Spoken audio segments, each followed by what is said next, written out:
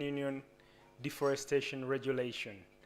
And as we go on with our conversation, we will unpack that a bit more because it appears to be poetic. I recognize that. But we will unpack it a little more and contextualize it. And I would like to emphasize that this is a hybrid multi-stakeholder engagement. Hybrid, we have participation, physical participation, and also virtual participation. So before we go on with anything on our program, I would like to first pass around the microphone for us to do introductions, to know who is in the room. Then later we shall proceed with the program.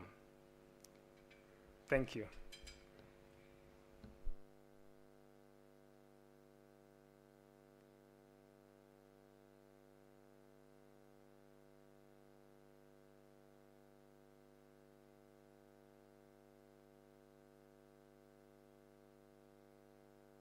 So maybe just to guide a bit further, as we do introductions, you say the name, the institution that you work with. I think that should be enough.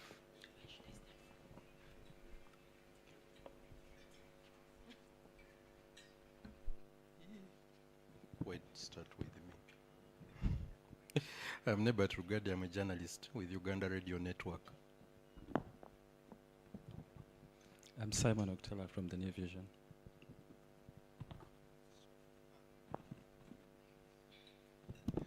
Naomi Mtumba from Smart 24. Good morning, everyone. I'm Catherine Namudu. I'm the clerk to the Parliamentary Committee on Agriculture.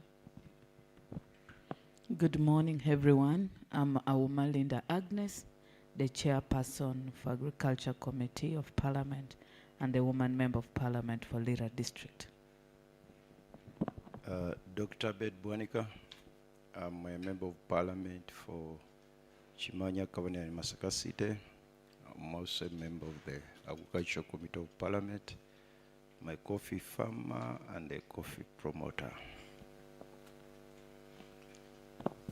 Yes, good morning, everyone.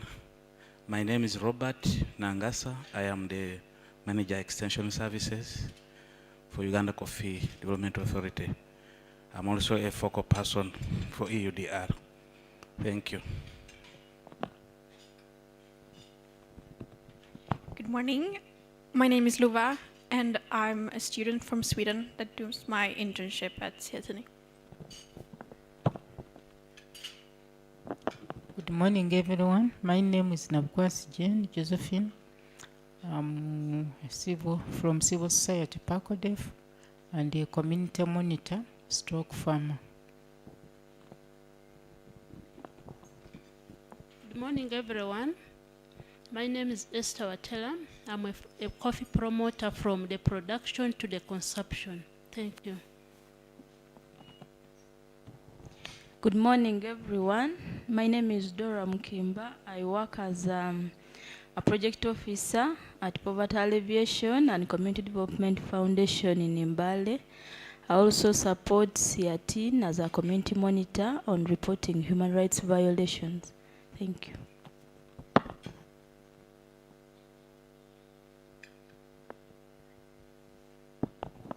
Good morning, I'm Brenda Kankunda and I work with the International Trade Center. Good morning, everybody. My name is Oyes Clinton Liberty. I do business development for Smart 24 TV. Very excited to be here. Thank you.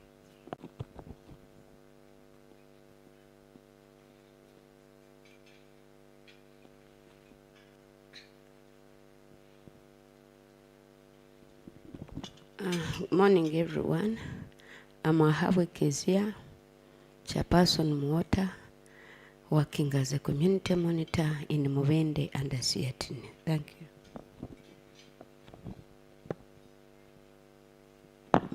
Good morning, everyone. I'm Sharon Nafka from CIATIN, Uganda.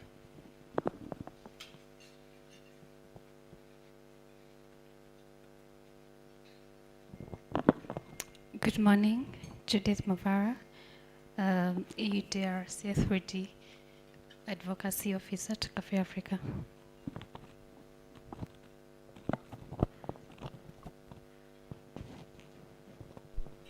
Thank you so much. I think you will all agree with me that we have the right people in the room, and so this is going to be a very interesting conversation. I introduced myself earlier, but I could do it just for the interest of those that have just come in. My name is Kafero Herbert. I am the programs manager at Southern and Eastern Africa Trade Information and Negotiations Institute, that's Siatini, Uganda. And I'm glad to be the moderator for this very interesting and important engagement. Today's engagement is under the theme, Saving the Goose that Lays the Golden Eggs, the rocky road to comply with EU deforestation regulation. But as I earlier emphasized, this is a hybrid multi-stakeholder engagement. So we have some participants who are joining us virtually from different parts of the world, some within the continent, the African continent, but others out of the continent. So I would request that maybe we could give them a chance to introduce themselves, then get to the business of the day. The media team, please facilitate that.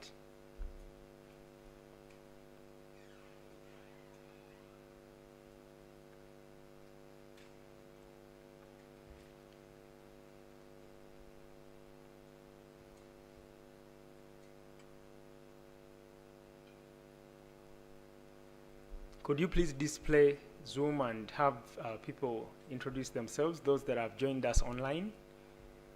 Time is truly of essence, and we have a lot to delve into.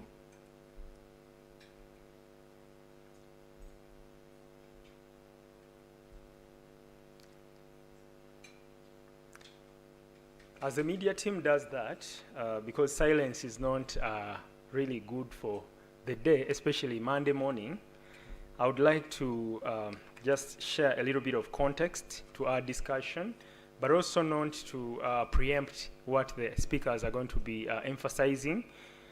Today's engagement on saving the goose that lays the golden eggs, the rocky road to comply with EU deforestation regulation, is part of Siatini's efforts to celebrate or commemorate the International Coffee Day, which is celebrated every 1st of October, and that's tomorrow. So International Coffee Day is a very important day. It recognizes the rich history, cultural heritage, but also the economic importance of coffee, and also the value chain actors from the farmers, actually the smallholder farmers, because why we emphasize smallholder farmers is they produce nearly 80% of the coffee. And so as we talk about the value chain, it's important to position smallholder farmers, but also address their plight. And I'm glad that we have some representatives from different parts of Uganda who have joined us physically here, but also others have joined us online. So this engagement is part of our efforts to celebrate the International Coffee Day, and it will be celebrated internationally tomorrow. And Uganda's celebrations will be in Gulu. I learned that there will be national celebrations in Gulu. So we've held this engagement ahead of the International Coffee Day, because I know a lot will happen tomorrow, so we don't want the views, issues, and concerns to get lost as everyone else celebrates International Coffee Day. But also, this is not the first engagement we've held at Siatini. We've been working closely with Uganda Coffee Development Authority to ensure that we address the different issues, concerns, and also make sure that we unlock the potential of the coffee value chain.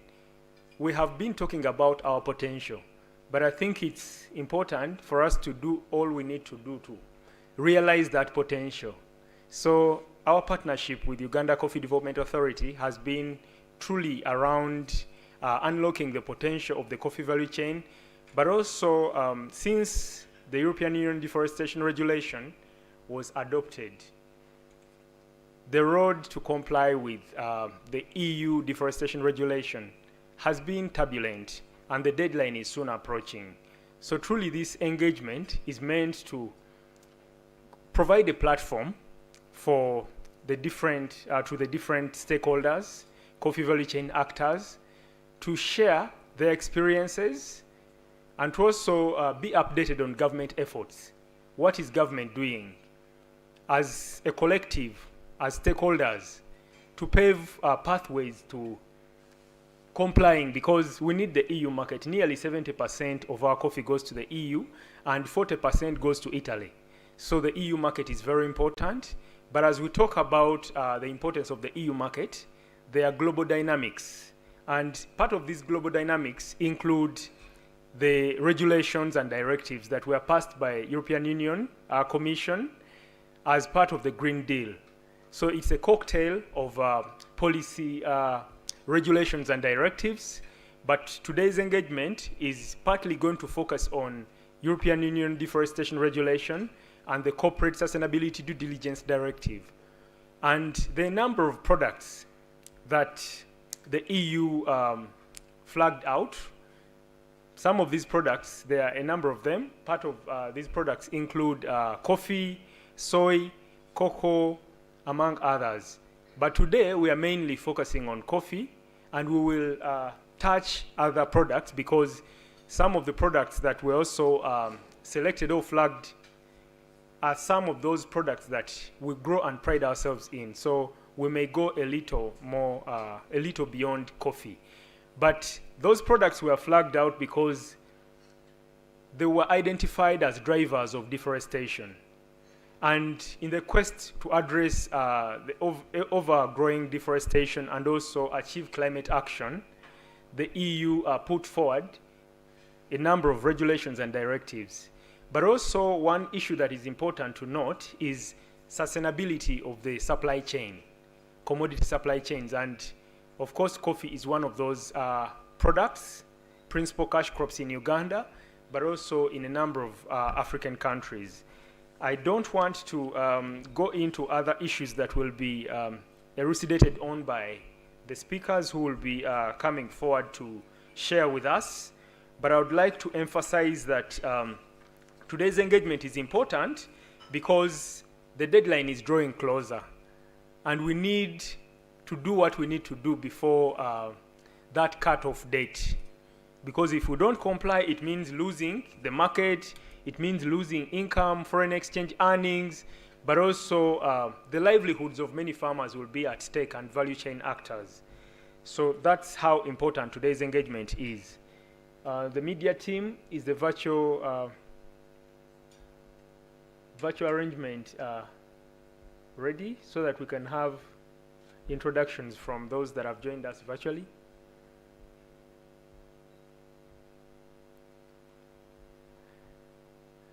I think we can move on. They will introduce themselves as they speak, because some of them I know will be speaking later.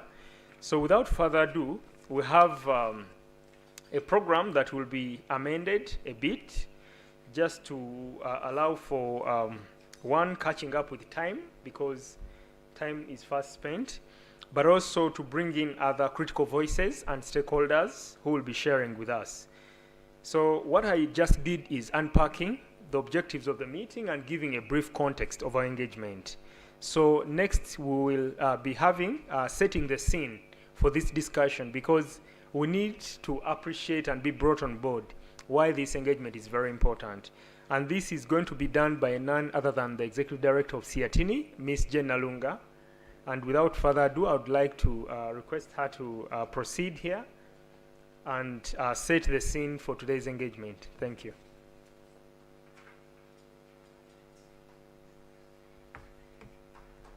Thank you so much, Herbert. And good morning, honorable members of parliament here, the media, and civil society. First of all, I would like to recognize the presence of the honorable members of parliament, especially the chairperson of the committee, Agriculture Committee, Honorable Uma, you are most welcome. Honorable Bedwanika, you are most welcome. Robert, UCDA, you are most welcome. Madam Namudu, and thank you so much for all the support. You are most welcome. Members of the media, the Forces State, most welcome. our colleagues from Mubende, all the way from Mubende and Mbale, you know, these are the two also coffee growing area. They are here. You are most welcome. Also colleagues from civil society, you are most welcome to this discussion. We are going to have a conversation around coffee once again. That's why I want to thank people so much, you know, those who haven't said we are tired of talking about coffee, you know. Thank you so much for coming, so that we emphasize that we need to organize our coffee production. The theme, why are we here today? Tomorrow is going to be the World Coffee Day, the International Coffee Day. And for us, we thought let us have this conversation today, and tomorrow we go to, maybe Robert, we are going to Guru, yeah, so that we can proceed to Guru. So that's why we want to commemorate this day and to use this day to reflect further on coffee as our cash cow, as a country. I won't belabor the statistics, how much coffee is contributing to our economy, but coffee is our mainstay of this economy. And we want to recognize the rich... It's my names. We want to recognize the rich cultural history about our coffee. It's not just about money, but coffee is part and parcel of our culture, you know, in addition to being of economic importance. And when you look at the entire value chain, from the farmers, the input dealers, the roasters, the exporters, you know, there are so many people, you know, who are involved in coffee. But at the end of that day, when we talked about the saving, the goods that is laying the golden egg, we are talking about the small scale producers, you know, because they are the people at the heart of coffee production. The theme of the International Coffee Day is collaboration. How do we collaborate to ensure that our coffee is sustainable, that we get an equitable income from coffee? Collaboration can be at so many levels, at national level, collaboration between ministries, collaboration between the exporters, collaboration between us as Uganda and the EU. So it's about collaboration, and we can be able to look at how do we collaborate to be able to grow our coffee sector. Herbert has talked about the regulations coming out of the EU, and I want to belabor the point. We know that the EU put in place the directives, deforestations, but there are also other directives, corporate due diligence, you know, so many directives, and they are impacting on our coffee. And we need to reflect on how we can be able to address this, because if EU goes by the letter of the directives, we might be in trouble, because the deadline, like Herbert has said, is December. That's what's on paper. And that's why UCDA is here to tell us what's on the ground, how far have we gone. Members of Parliament are also here so that they can be able to see what needs to be done. You know, a number of people, even us here, we are coffee farmers, but I don't know whether our farms have been mapped out. And I think this is also an issue we need to discuss. I hear people talking about registration, that, okay, we can register farmers. It is beyond registration. This regulation is beyond registration. It's about mapping, coordinates, you know, all that you know, those technicalities. Have we done it? If we haven't done it, what's going to happen? For me, I think this conversation also provides us an opportunity to think deeper, because coffee, the challenges facing the coffee sector in particular and our agriculture sector in general is not about the regulations. In fact, the regulations are just putting a torch on our production, that we need to reorganize our production. You know, it's not organized. We are not putting enough resources in the Ministry of Agriculture, in UCDA. We are not putting enough effort in organizing our agriculture. So for me, I think the EUDR provides an opportunity to be able to think holistically in the way we are producing, you know, the way we are trading, the way we are handling our products. You go in the village, you know, even today, you find people putting coffee on the ground, picking green coffee, green, entirely green. You know, for me, when I was growing up, in my home, my father's home, one part is cemented. It's cement. That's where he used to put his coffee. And Honorable Abed knows my home. He can testify to that. Cemented. And not just in my home, but the homes of those days. You know? So how do we ensure quality of our coffee? How do we organize our coffee? So for me, I think these directives also offers us that opportunity to be able to rethink our coffee. If we say coffee is our cash cow, how much are we investing in it? So we need to think about that. And also to look at the EU directives holistically. You know, it isn't just the EU DR, the deforestation regulation. There are also other directives. How do we handle them?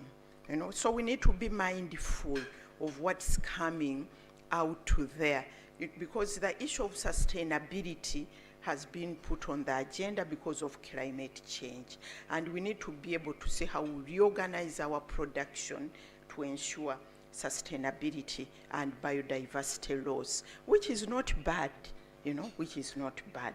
So concluding, like Herbert has said there, these directives are beyond coffee alone. And this is what members of parliament should be aware of, you know, when you are talking about resources to agriculture, to UCDA, you know, there are other products. How do we handle that? We need resources. I think as we move forward, we need to look at, you know, other issues, address all the challenges facing the agriculture sector holistically. We need to ensure that we know 60%, almost more than 60% of our coffee goes to the European Union. And we need to rethink that, diversify our market. When you diversify markets, you diversify your risks, isn't it? So we need to think about that, you know, ensure that we have other markets. We need to ensure value addition. And here I think I need to commend government. I have been to Nakori, and they are doing wonderful things with coffee, you know, the scrubs, the oil, the creams, you know, very nice coffee oil, you know. We went there with Herbert, and we bought some products. But they said that they are finished. So we need to scaling up production of that, you know. So we need to be able to ensure that we add value to our coffee internally here. And this will help us, because I was looking at figures, when we're exporting our coffee raw, coffee beans, they go there, even the coffee beans, the price is very high, you know. a kilo of coffee in Belgium is about $10. We get less than how much are we getting? So how do we capture that value? So the regulations are also an eye-opener. Let us think deeper about our coffee value addition, and the industry, the cosmetic industry is growing. So members of parliament, and please entice investors to be able to invest in coffee value addition, cosmetics, pharmaceuticals, and all that, you know. And I think government has already done the research because they're already producing it, but it's about just scaling up the production. There are a number of requests which I need to put to the Member of Parliament, but maybe before I do that, I would like to recognize some champions. Since we started this campaign around saving coffee, saving the goose that lays the golden egg, we have had partners and, you know, organizations working on coffee, our monitors, because we're also looking at human rights violations in the coffee value chain, ensuring that everybody working in the value chain gets a fair and equitable income. You know, our monitors, our partners in Mubende, and our partners in Mbale, want to recognize you. UCDA, we have been working closely with UCDA, have done a very good work. Honorable Auma, you have done a good work, you know, and we have been in contact with a committee. Honorable Bedwanika, we had your passionate plea when you are discussing with the president. The media has really been helpful in putting these issues in the public domain, and we thank you for that.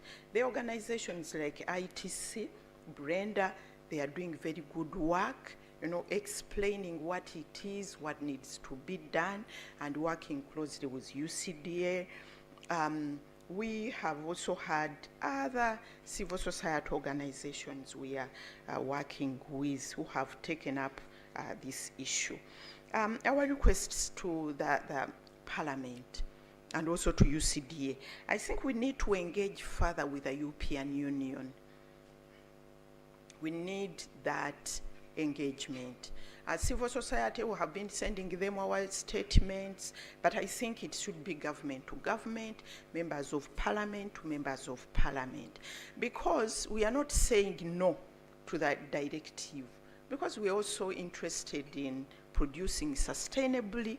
We are interested in ensuring that we protect our biodiversity. So we are not against the regulation, but the way it's being implemented, the deadline, and also the fact that the burden is being shifted to the small-scale producers. Because today, if EU is saying the deadline is December 2025, and they are saying we are not taking coffee anymore, who loses the most? A country might lose income, but they can borrow. The value chain actors in between there can do other businesses, but the small-scale producers won't be able to adjust to other products. So the burden is being shifted to people who are very innocent, who never polluted, because the regulation is about pollution, limiting greenhouse gas emissions. The small-scale producers have never, they are innocent when it comes to the climate crisis. So let us discuss with the EU. Let us show them that we are interested in addressing the greenhouse gas emissions, but let us see how we do it in a humane way and in an equitable way. So that's our request. Please discuss with the European Union that, you know, it's not fair to push that to people who are innocent.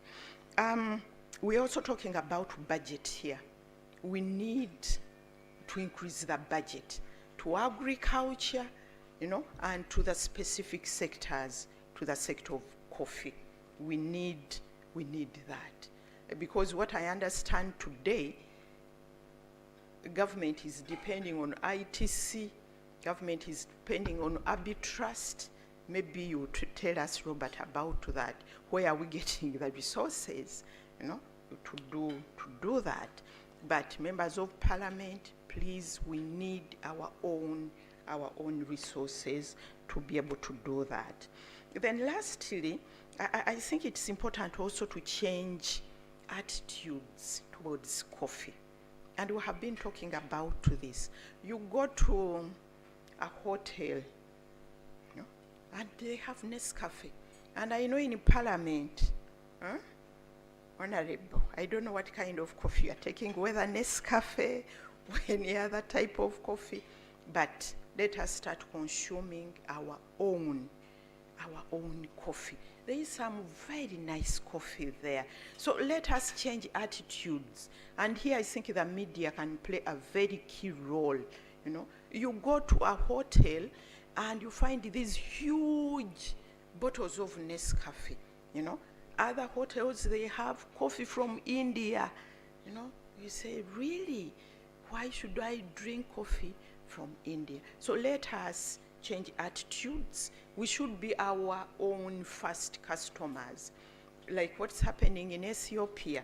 And lastly, I think we need also to have our own National Coffee Day, as Uganda.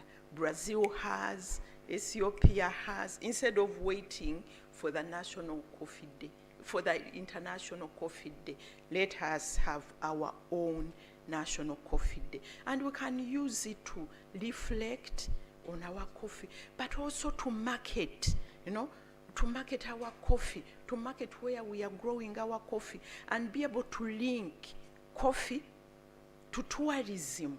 When you look at Thailand, Vietnam, how much they are earning from coffee, they call it tourism coffee, a lot, So let us think deeper about our economy, about our coffee, so that we can be able to have a living, to have a fair living. For us in Siatini, we are interested in ensuring that our economy works, that the economy works for the people, and that's why we are passionate about ensuring that the coffee sector grows, but that the coffee sector is equitable.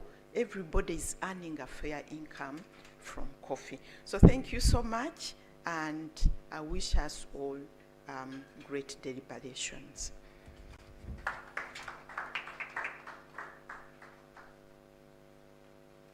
Thank you so much, Ms. Jane Alunga, the Executive Director of Siatini. I think she has raised a number of critical issues, and she did her role very well because she has set the scene for our discussion and given us the 360 degrees of the entire focus of the discussion. So as before we get along with the rest of the issues, I'd like to just re-echo a few things.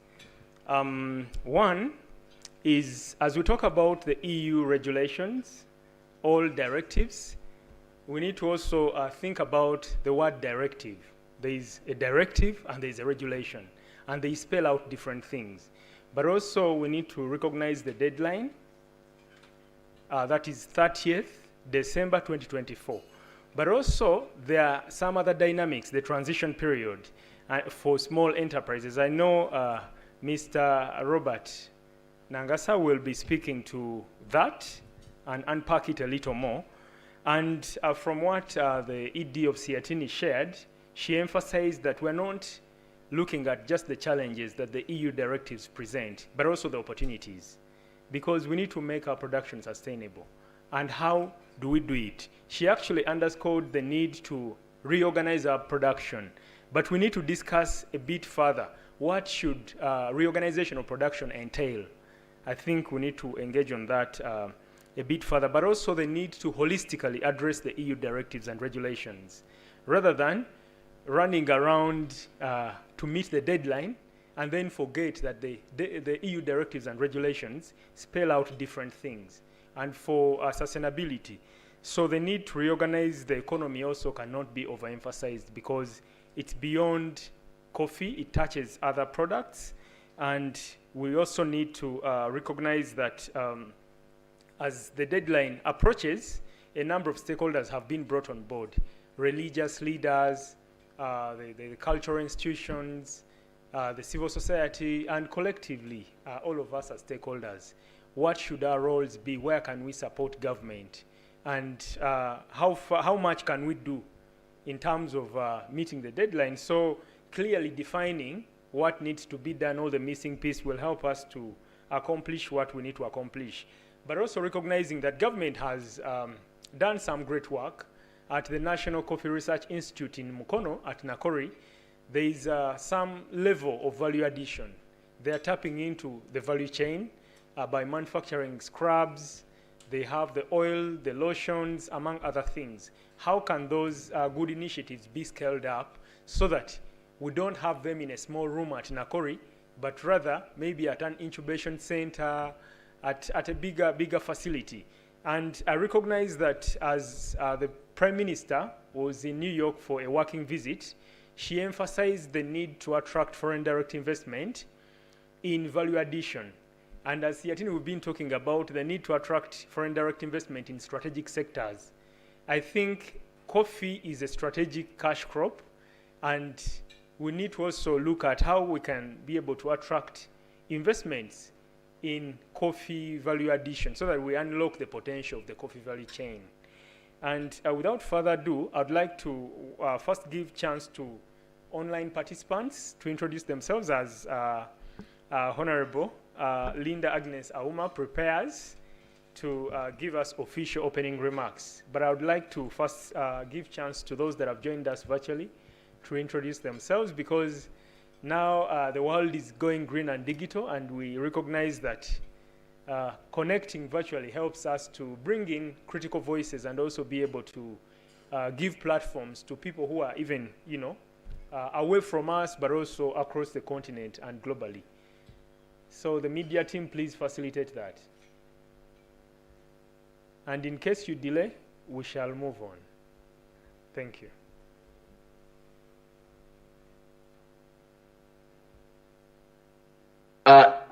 Thank you so much. Thank you so much, Mr. Herbert. My name is John Robert Riachira. I am the Deputy Executive Director of the Environment Shield, and I'm attending online. I have written an article on why we need climate smart agriculture in the coffee value chain, especially in light of what Madam Jen has talked about, the need to mainstream climate change and reverse biodiversity loss in the coffee sector. So it is very, very important that we need to mainstream these issues. So thank you so much for this discussion. It is very timely, and I'm happy to see my honorables, Honorable Bwanika and others who are part of the conversation. Thank you so much, Siatini. Over to you, colleagues. Hello. I'm Amot Sam, Executive Director, APSAT. What I want you to think hard is about this coffee issue that people have brought. It's not only about coffee, it's about the EU market, but what we can look at, let us look at the standard of BioSwiss, so that we go with the with the smallholder farmers, arranging them with a BioSwiss standard, not don't look at only EU standard, but BioSwiss standard, so that we beat these people in their own game. Thank you. Thank you. Good morning, everyone. Good morning. My name is Victoria Babide. I work with Fair Trade Africa, supporting as a program manager, supporting farmers in coffee, cocoa, vanilla, cotton, and flower value chains. I'm glad to be here. Thank you for being here. Hello, my name is Ndirugendawa Shadia, and I'm a student from Kyoto University, Japan. I'm conducting research on coffee consumption in Uganda and also coffee trade between Uganda and Japan. Glad to hear from you all. Hello, good morning, everybody. I am called Julu Gisera. I am working with Farmers Media as a program manager. Thank you for being here. Hello, I'm Victoria Toriko, the farmer's daughter, representing Uganda Good Business Alliance and Private Sector Foundation of Uganda, and advocating for coffee. Thank you, Honorable.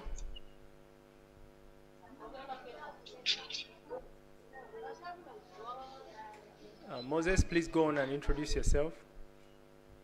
Yes, my name is Moses Nadiope. I'm a resident in Kastubi and also a coffee farmer. I'm happy to be in this meeting, and I wish you all a good deliberation this meeting. Thank you. Thank you. You've not seen because you said somebody would be here. Thank you. Could you help mute those that have already introduced themselves? I think that's Hello. Good morning. Good morning. My name is Adong Irene Lillian, a farmer, a chairperson in northern Uganda here, advocating for coffee growing. Thank you. Thank you. Good morning. Good Good morning. Good morning. My name is Festus Bet. I'm the CEO, National Coffee Cooperative Union in Kenya, and I'm happy to be in this meeting. Kudos team from Uganda. The deliberation is timely. Thank you. Thank you so much. Good morning. I'm Flaviano Chikonyora, Exchange Officer in Zimbabwe, working with dairy and coffee farmers. Thank you. Thank you.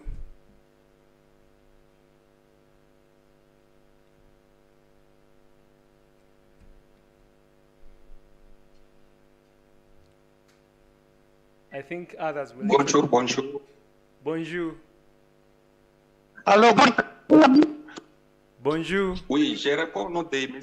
Alexis Kazembe, coordonnateur international de l'Association des agriculteurs sans frontières et coordonnateur. Good morning. Good morning. Hello, can you hear me? We can hear you. Good morning. Please go on. And this is introduce Kabusanga yourself. Shaka. I work with New Horizons and I'm a farmer in this season. I planted the 3 acres of coffee. Thank you. Thank you. That's amazing. We'll get to you to share your experiences. Thank you. Good morning. Good morning. My name is Yvette Happy. I'm from Cameroon. I'm the coordinator of Farmer Without Board Association, which is association of Association des agriculteurs sans frontières du Cameroun. Donc, je suis la coordinatrice. Thank Bonne you. journée à vous. Thank you. We're glad to have you.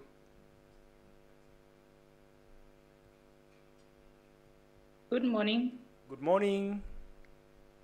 I'm Mirka Geni from Kenya, representing the Kenya National Farmers Federation. Happy to be part of this deliberation. Thank you. Thank you so much for joining. Mary, just to give you a heads up, we will call upon you later to share some experiences around complying with the European Union deforestation regulation in Kenya, and you will be representing the Kenya National Farmers Federation. Thank you.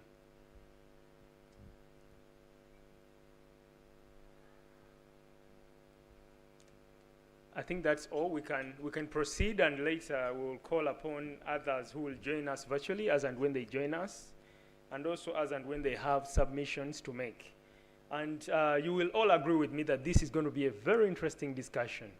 We actually have Africa here and the world here, because we have some partners from making agriculture trade sustainable. They are from different parts of the world. Some are from University of Helsinki, Others are from Oxfam EU, among other places. And they're all stakeholders in this because, like the name states, that consortium is looking at making agricultural trade sustainable, and Siatini is part of that consortium. So we are glad to have you all. Without further ado, I would like to take this opportunity to welcome and call upon Honorable Linda Agnes Auma, the Chairperson Parliamentary Committee on Agriculture, Animal Industry and Fisheries, to give official opening remarks. Thank you so much. A round of applause for her as she comes to the front.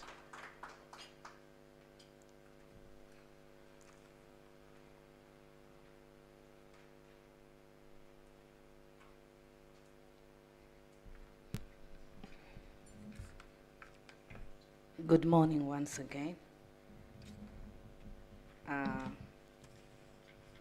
As the moderator had stated, I'm Auma Linda Agnes.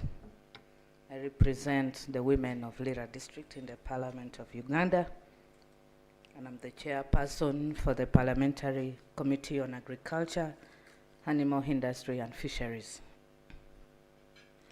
I'd like to thank Siatini for the tireless endeavors, always, because this is not our first engagement. We have been engaging, and I'd like to thank you so much for putting effort to push government to ensure that they adhere to the European Union directives. As a committee of Parliament, we are very much committed.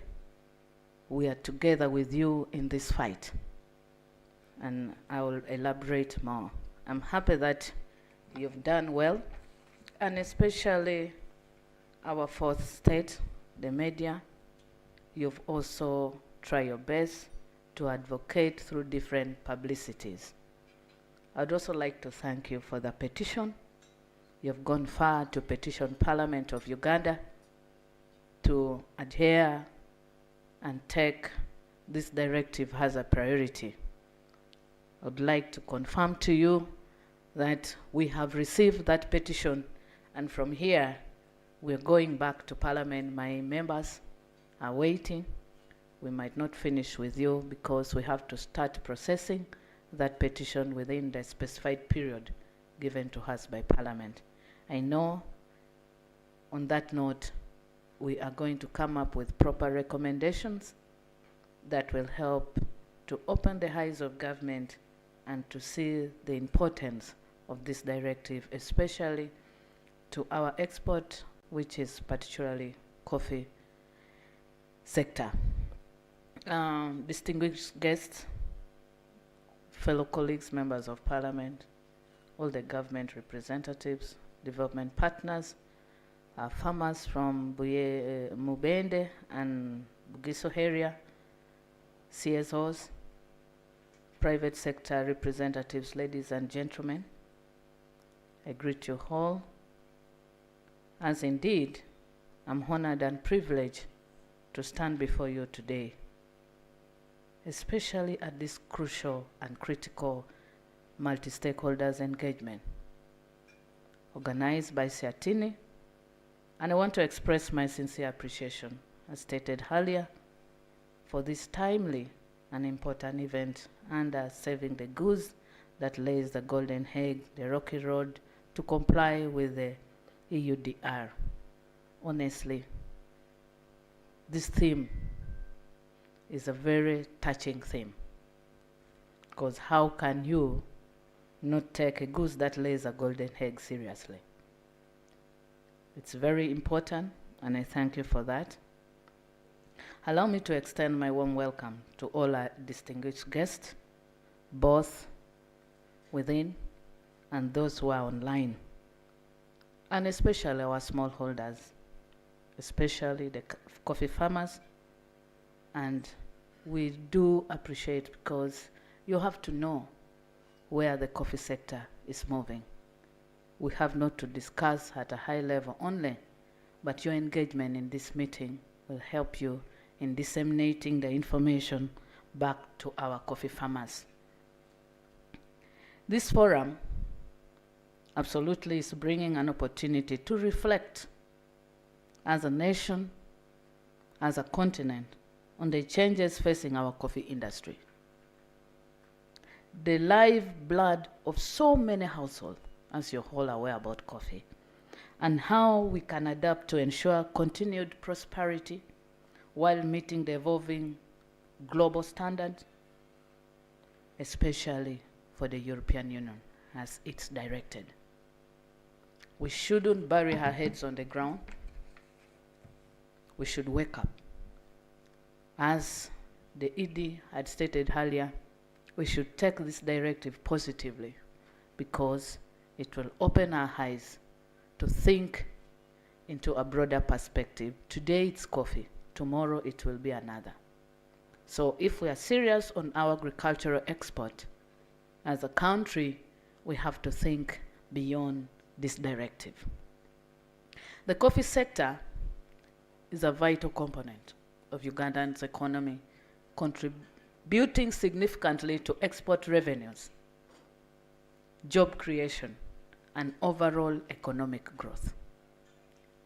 Between 2010 and 2011 financial year to 2023-2024, Ugandan coffee export rose from 2.5 million to 60 kilogram bags. That is 6.13 million USD. This increase in volume was accompanied by substantial growth in export revenue,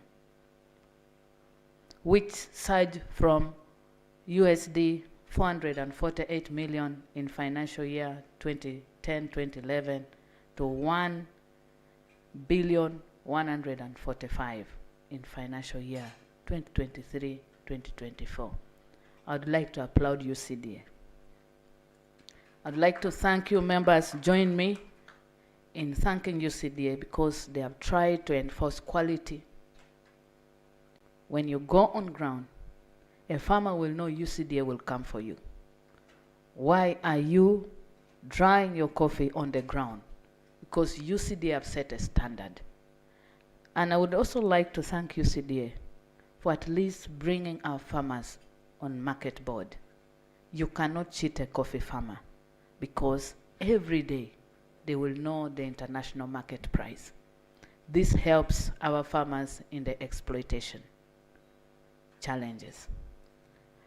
The coffee sector's contribution to government tax revenue has grown impressively by 589%. That is from 11,946 billion that I stated earlier to 82,253 billion in the last financial year 2023-2024.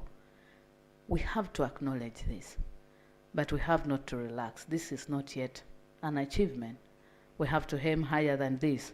Additionally, the industry has created employment for approximately 8.36 million people along the coffee value chain, with the majority, that is 99.6%, that is engaged at the production level. 0.4 employed in the higher stages of the value chain, such as processing and export. Moreover, support for coffee farmers has resulted in a significant increase in their income, with average farmers earning rising from 70 to 80%.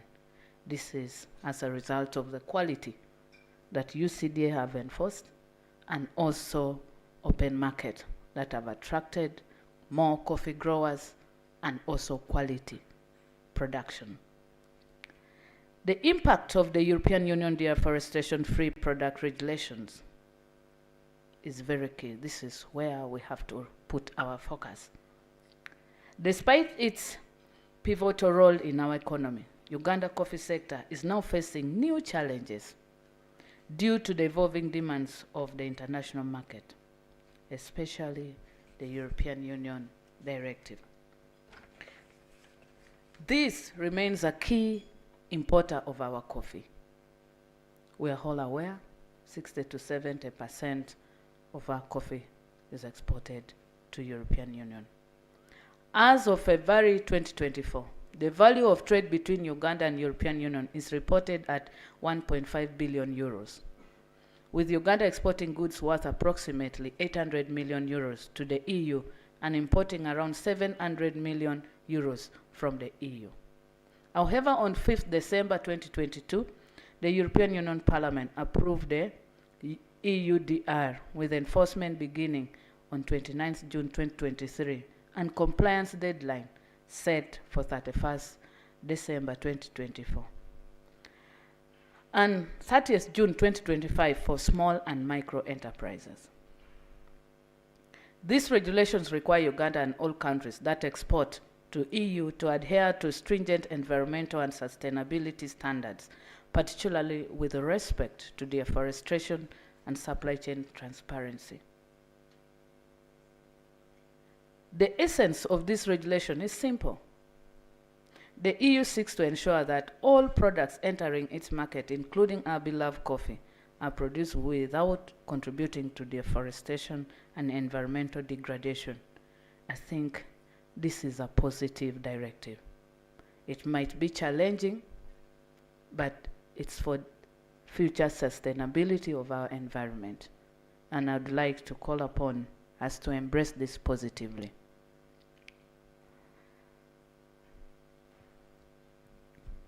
Members, we have to ensure that we focus on this. The Corporate Sustainability Due Diligence Directive, that is CS3D, adds another layer of responsibility on businesses to conduct the diligence across their entire supply chains, ensuring that products they trade comply with both environmental and social standards. So, as a country, as a continent, are we prepared for this? Can we consume our own coffee? But we need the market. And we have to move with the global trend. How are we prepared to face these challenges, adhere to it, and move forward with the rest of the world? Because remember, it's not only us, and they will not wait for us. Those who are ready will move forward. Those who are not ready will lag behind. Are we ready as a continent to lag behind? I say no, we shouldn't.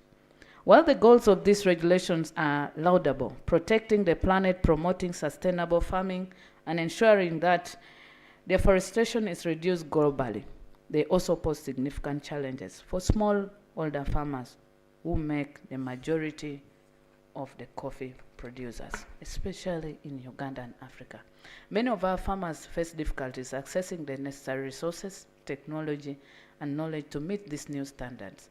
As we stand at the crossroad of compliance and trade, our goal today is to deliberate on how we as a nation, a continent, can respond to these new demands while protecting the livelihood of our farmers and the future of our coffee industry.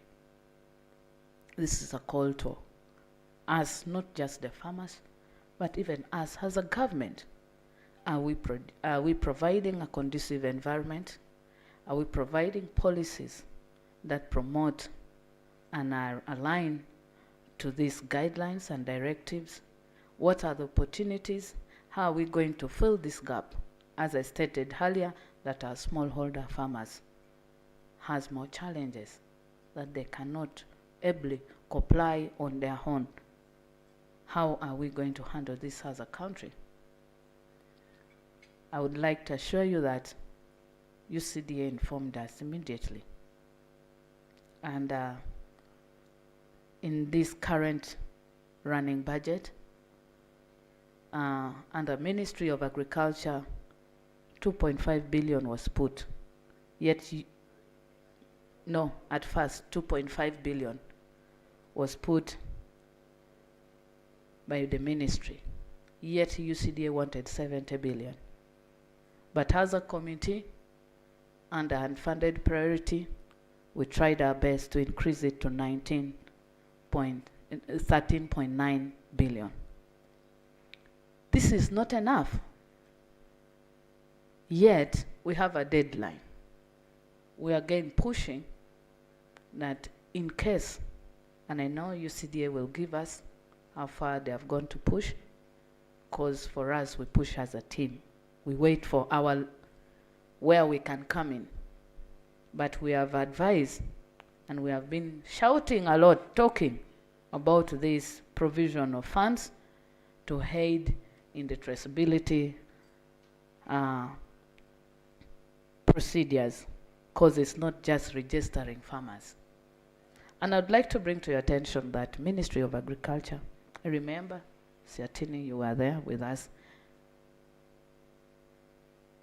wanted to put this traceability system for generally the all food under the Food Authority.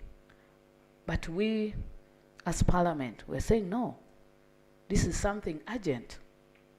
We cannot risk our coffee market as we wait for the rest of the crop varieties in the country to be put into the traceability system. And the EU directive might be different. So we have to follow the directive. As my brother had stated, we are not just going to adhere to this. We have to follow its directive, what is required, its standard, so that we don't waste taxpayers' money and at the end of the day, we don't qualify. That's why, as Parliament, we are really trying our best to push for coffee-specific as it's indicated by the directive.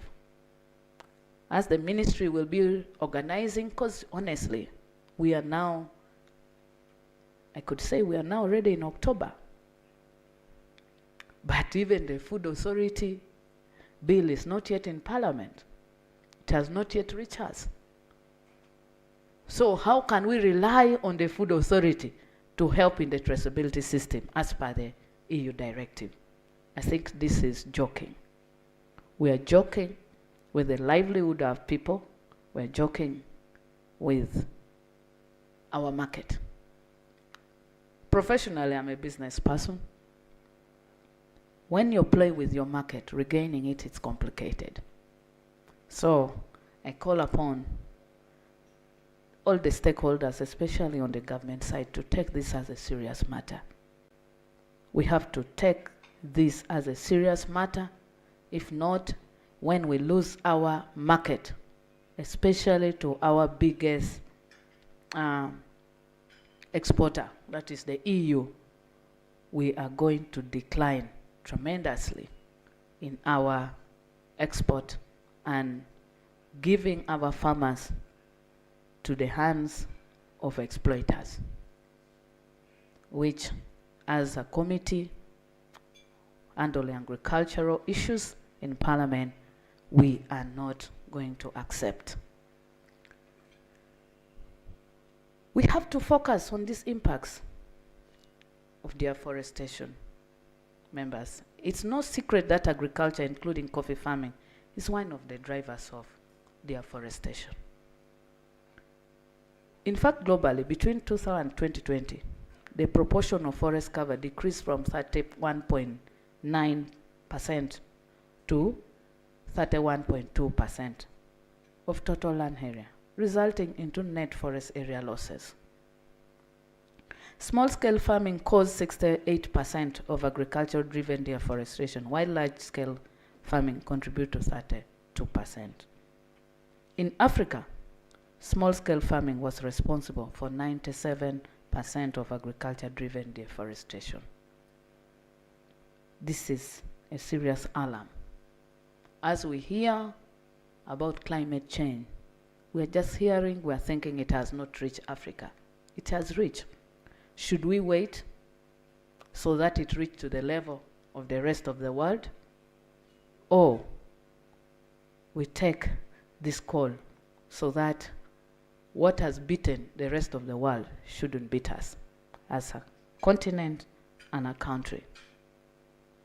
This needs beyond following the EU directive, but it needs a deliberate effort for us as a country to embark on a serious campaign on saving our environment, embracing afforestation into our farms.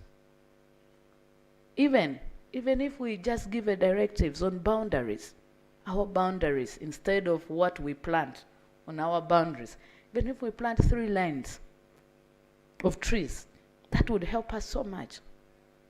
Another thing I've learned is the level of productivity. We are cutting down trees, yet these trees are our pollinators. We are applying all the required skills. But what are our pollinators? Because it's the flowers that these trees produce that will attract pollination. So we have to also make a deliberate effort and a serious campaign on what type of trees do we plant in our gardens. We should plant trees that will attract pollination, meaning that it should be trees that will produce more flowers to attract pollination.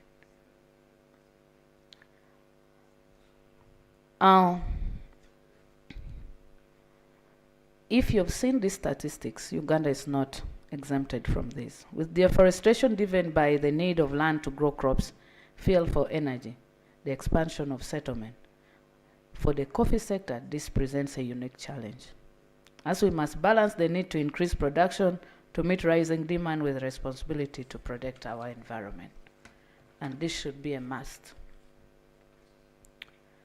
The EUDR, as I'd mentioned earlier, places great emphasis on traceability and transparency. This means that in order for our coffee to continue finding a market in Europe, we must be able to provide clear documentations that prove our coffee is grown in a way that does not contribute to deforestation. For many of our smallholders, this is a daunting task.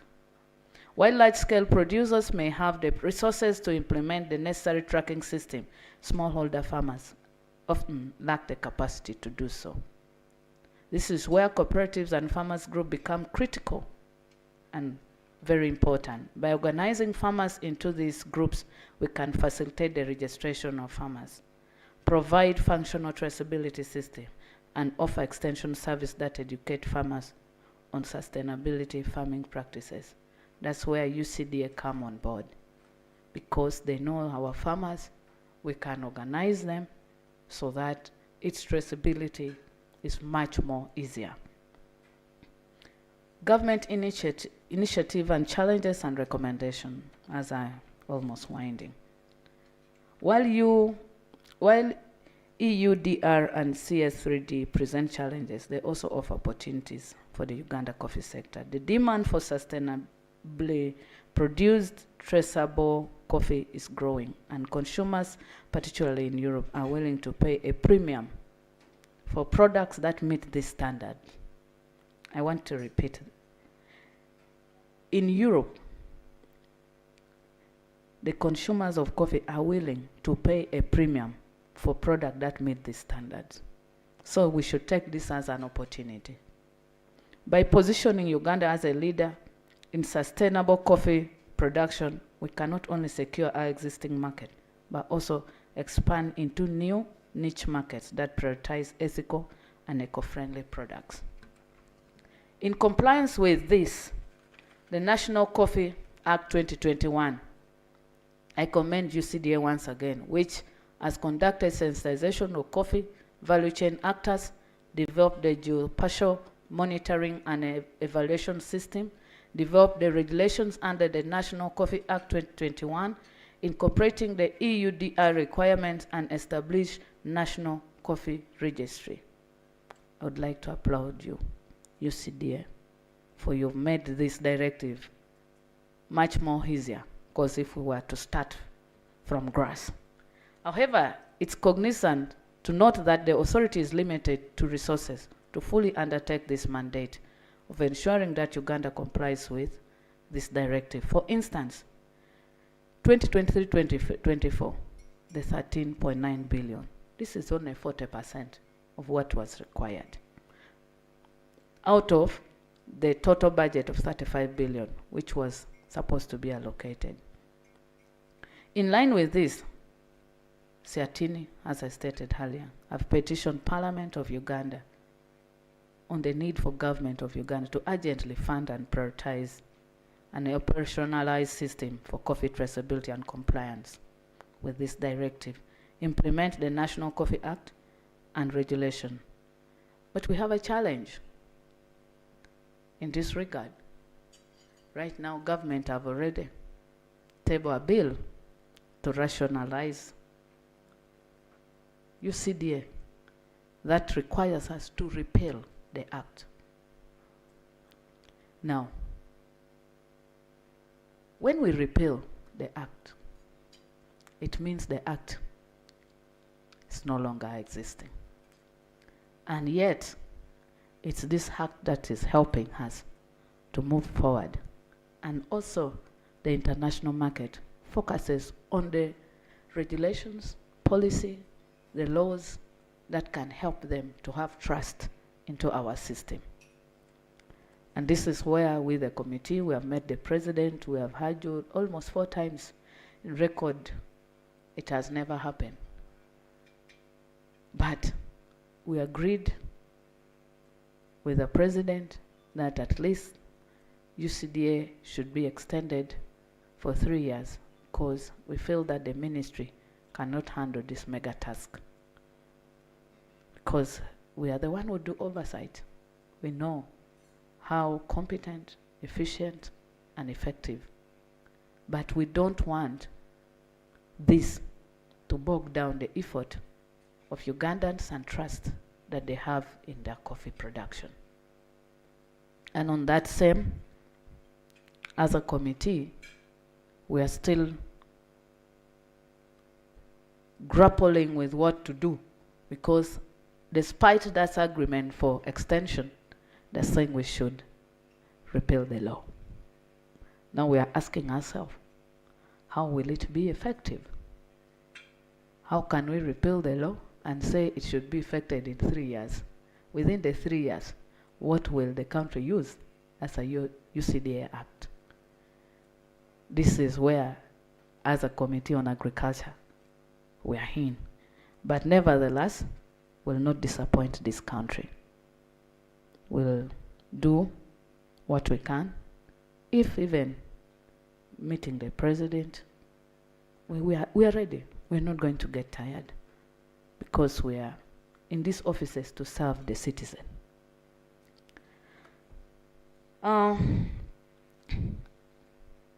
In line with this, I am grateful for this. Siatini, you've boosted us, because as a committee, we couldn't petition ourselves. And the step you've taken, I would like to also call upon coffee exporters, processors. You imagine a civil society organization is doing this, but you are the direct beneficiaries. Join hands and support them. You'll give us even more weight. Don't leave it to Honorable Bed alone. Don't leave it to your leaders alone. Let us join hands and talk. Let us join hands and advocate for what we feel it's good for this country. As you blame Parliament, you will blame yourselves, because you're also representatives of that silent majority. I want us to do that. Religious leaders, I'm happy. Cultural leaders, you have come on board. And I know we will move somewhere. As I conclude, distinguished guests, let me reiterate that the road to complying with this directive may indeed be rocky. But it is a road we must navigate, however rocky it is.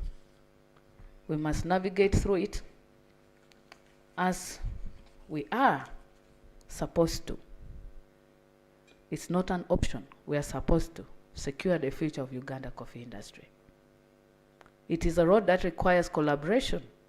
I'm happy it's our theme for our coffee day. Between all stakeholders, collaboration, government, farmers, private sector players, CSOs, international partners. Together, we can turn these challenges into opportunities. safeguarding the livelihoods of our farmers while promoting the sustainability of our coffee sector. I am confident that the discussion we will have today will provide us with the insights and strategies we need to move forward. I encourage all of you to engage actively, share your experience, and work together practical solutions that will ensure Uganda remains a key player in the global coffee trade. I thank you so much. I thank you for sparing your time to put our heads together and we discuss a way on how we can navigate on this rocky road. I say this for God and my country. Thank you.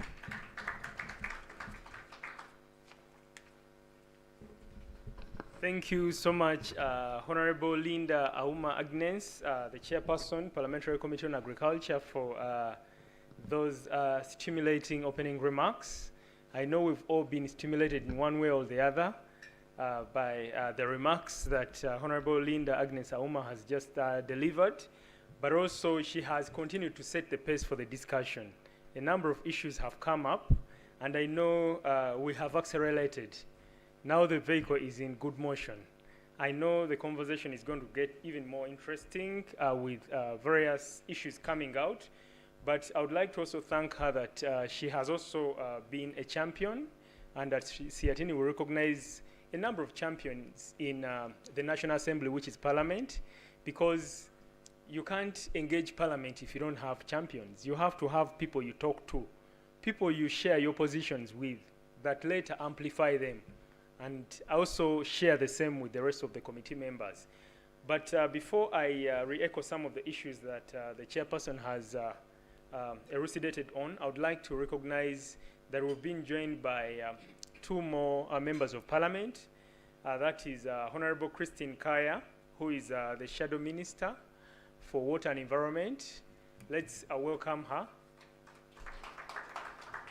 We have also been joined by Honorable Nyongore Enoch. Let's welcome him. And truly, this is going to be more exciting. But we didn't give Honorable Linda Auma Agnes a befitting round of applause. Let's do that. Thank you so much. I would like to re-echo just a few things and to thank Honorable that she has made numerous commitments. And actually, she has started even acting on commitments, because we petitioned the Speaker on EUDR to fast track, to also provide necessary resources to Uganda Coffee Development Authority so that they undertake the traceability. Because when we talk about European Union deforestation regulation, there is one word that has been underscored: mandatory requirements. The word mandatory is there, so you have no way around the requirements. They are mandatory. But she has truly given us an open door, and the petition is actually moving. Tomorrow we'll be in Parliament introducing our petition, but also sharing more insights around how Parliament can also support. But this petition is not for Siatini, it's for our constituencies, and we have several constituencies. We have smallholder farmers, we have the private sector, coffee value chain actors. And actually, the petition came out of a multi-stakeholder meeting on EU directives. We had a multi-stakeholder meeting that we held jointly with UCDA, and during the deliberations, participants unanimously agreed that we need to petition Parliament. In fact, the petitions were meant to go, one to Parliament and the President, and we didn't want to go to the President before the petition goes through Parliament. And we are happy that it's on course, and tomorrow we'll be elucidating more and introducing the petition to Parliament. And that's part of our efforts. But also we've worked closely with UCDA to demystify the information, because the debate around European Union deforestation regulation and EU directives has gained momentum. But still, farmers are suspicious. They are wondering, who is coming to map our land? Why are they mapping the land? Is it because we are building towards 2026? They are not yet sure why the land is going to be mapped. So we've been trying to develop and demystify information, but also create these stakeholder platforms, hold these meetings to make sure that we continue to raise awareness, but also provide platforms for various people to be able to amplify their voices and shape the discussions. But more to do with some of the issues that Honorable Linda Agnes Auma raised is to do with adapting. I think we need to adapt. The world is moving fast, and we need to truly adapt. And part of that is waking up and smelling the coffee. We need to wake up and smell the coffee. And given that we're a key player in this industry, we can't just look on. So I think everything is at stake in terms of our foreign exchange earnings and the livelihoods of smallholder farmers, but also as a country, employment, among other things. All those are at stake if we don't comply. But there is still room because we have a few months to the deadline, but also the next presentation will unpack a little more about the cutoff date, because there is a cutoff date of December 2020. And so there are issues that we need to truly understand. We've been receiving questions and inquiries from different stakeholders regarding what should that size of the land be? The geolocation, how is it undertaken? How robust is the mapping going to be? And the system, actually from the previous engagement we had, there were concerns around having a robust system that can help us capture the data beyond saying that, you know, we are now going to capture for coffee, and then we'll go back to capture the one for pests and diseases, and then the next time we'll go back to capture for, you know, other details. So how robust can that system be? And how can we be able to utilize this opportunity to capture the data that we need, recognizing that the agriculture sector is really facing challenges even to do with data. It curtails planning because we don't have informative data. And the goals of the EUDR are clear. And of course, they start with EU's objectives under the Green Deal. But they touch critical components of the agriculture sector and products, coffee, cocoa, soy, among others. And it's also important to recognize that climate change is here. We are living it. And communities are bearing the brunt of the climate crisis. So we have to do what we have to do to address it. But given that we don't have a huge contribution in causing the climate crisis, we should engage the EU, the industrialized countries that caused the climate crisis, to provide the much needed resources and also technical expertise. And from the earlier discussions, we had the issue of the Joint Parliamentary Assembly, where our National Assembly, the Parliament of Uganda, honorable members of Parliament can engage the EU members of Parliament to see that there is momentum around also the issues in the different the parliaments, EU Parliament and Parliament of Uganda, so that in case there is room for the deadline to be extended, then that be granted.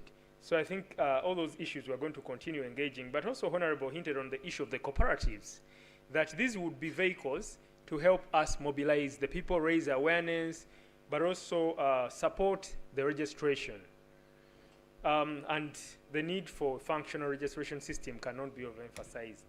And the discussion is actually now getting to that very, very interesting point where we need to hear from UCDA in regards to Uganda's progress towards complying with the European Union Deforestation Regulation and other European Union directives and regulations.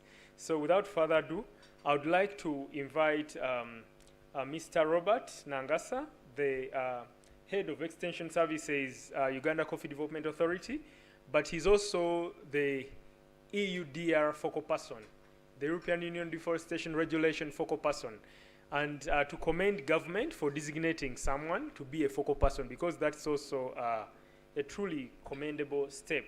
And he's representing Dr. Gerard Chalo, who is the Director, Development Services, UCDA. So I would like to welcome you to come to the front to deliver your presentation, but also to the rest of the virtual participants. The conversation is beyond Uganda. It's spreading to the continent, and the discussions as they ensue, we need to also amplify and share some of those concerns from wherever we are, so that the discussion can address the plight of smallholder farmers across the continent beyond Uganda. Thank you.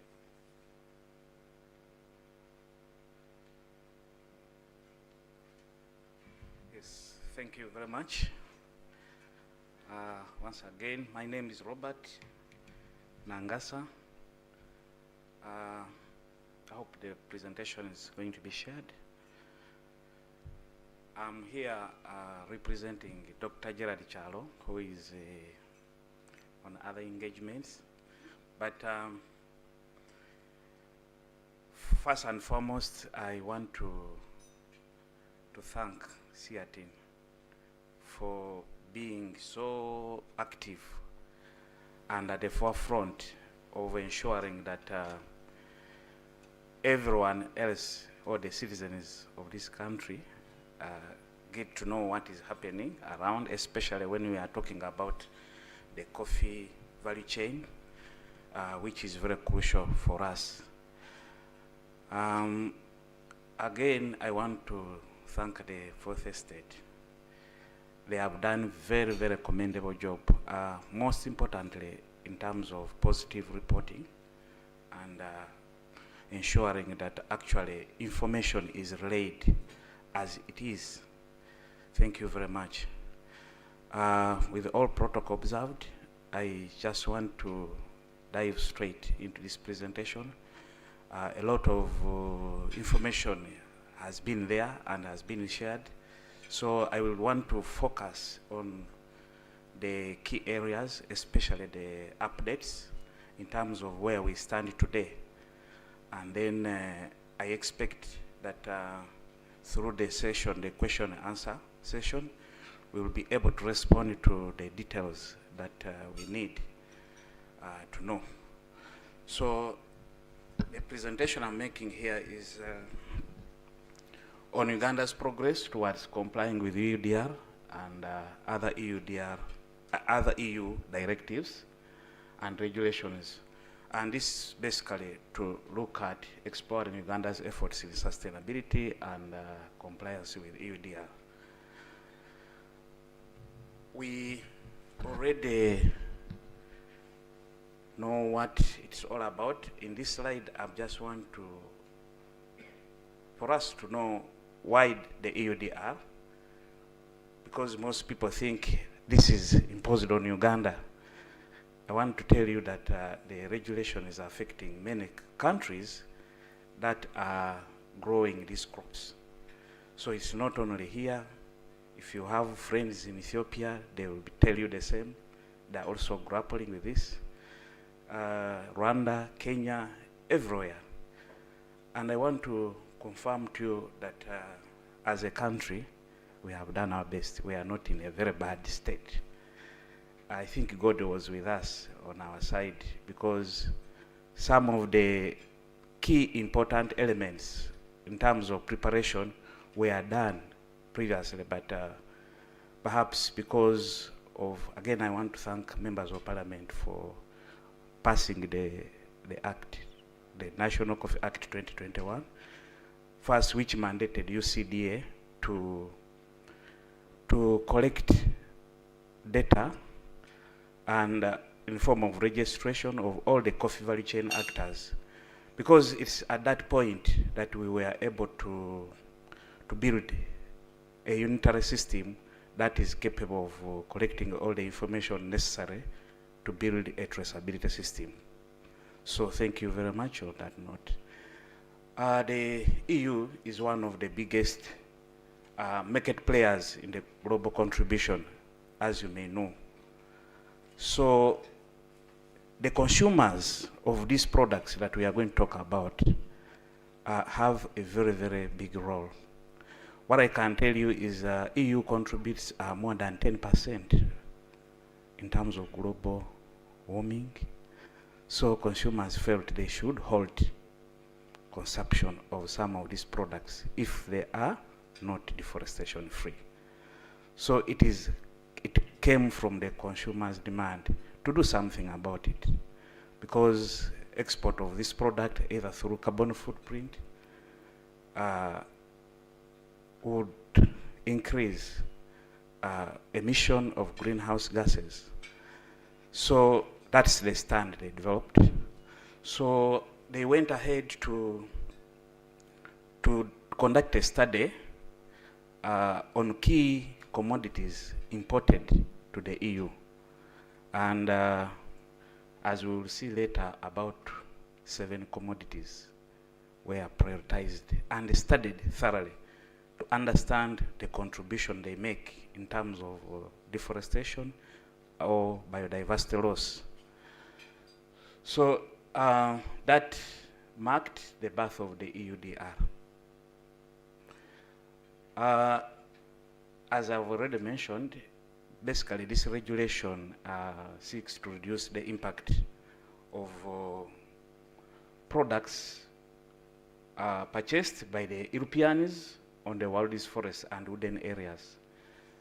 So again, I wanted to share with you these statistics, that a study on world forest research, if you go to the online portal, you will find that in 2020, Uganda lost about 297 square kilometers of forest. This is there, you can find out. Then, in 2021 alone, you can see what we lost. 736 square kilometers of forest. This did not mean that coffee is the most significant contributor, but perhaps elsewhere, but potentially coffee is the biggest commodity exported to the EU, so it came under this. Cocoa, yes, it is part of the 7 commodities, but again, the volumes we export to the EU are not very significant. So people have been wondering, let's go with a traceability system which is inclusive, but it's good to know that EU is focusing on those key commodities that are largely exported there. And it's not looking at only commodities but even its derivatives. If we are talking of coffee, the chocolates, the coffee powder. So if you are interested to export those products again to the EU, then you must comply. And then it's not only looking at what is imported, but what is also exported outside the EU. So that is how it covers. Next. Those are important dates. 29th June, that's when the EUDR entered into force. The most important thing here to note is that the law acts in retrospective. Another thing you should note is that I think those who are familiar with the law, they say he who alleges provides proof. They allege, but the proof is on us. So we have to really ensure that, as I am going to share with you, we had already done something to bypass this. But they said, well, wait, there's a way we will be able to prove this, as we will see later. So 29th, many are talking about 30th, 29th December 2024 is when the law comes into full force. You are not going to escape it. And the speculation that they will extend, I know there's a lot of pressure in the EU, especially from those importers, to relax and maybe extend the deadline. I'm not thinking that they will relax to this. So we have to work hard. 29th June 2025, this one, it looks at 2 categories. We have the large scale and the small and medium. These are 2 different dates. So for the large scale, they're looking at the human resources, those employing more than 500 people, and maybe with higher annual turnover, the large ones. That's the 29th December 2024. Then the small and medium is looking at 29th June 2025. Okay, next. So let's look at what came out from the research that they conducted. 7 commodities represented the largest share of the EU deforestation driven. Among them, palm oil was very, a lot has happened in the Amazon and Brazil, elsewhere, where these countries are producing these commodities in large quantities. We see soy, 33%, wood, 9%, cocoa, 8%, coffee, 7%, cattle, 5%, and rubber. I already mentioned that this includes the many derived products like leather, chocolate, furniture, etc. So in the future, they might add maize and other biodiesels. I can say from when we did a study actually in Uganda, as we will see later, maize contributed the largest as compared to coffee. So, but we are still lucky that we consume it locally here, and maybe we are not doing it to the EU. So that's why we are in that position.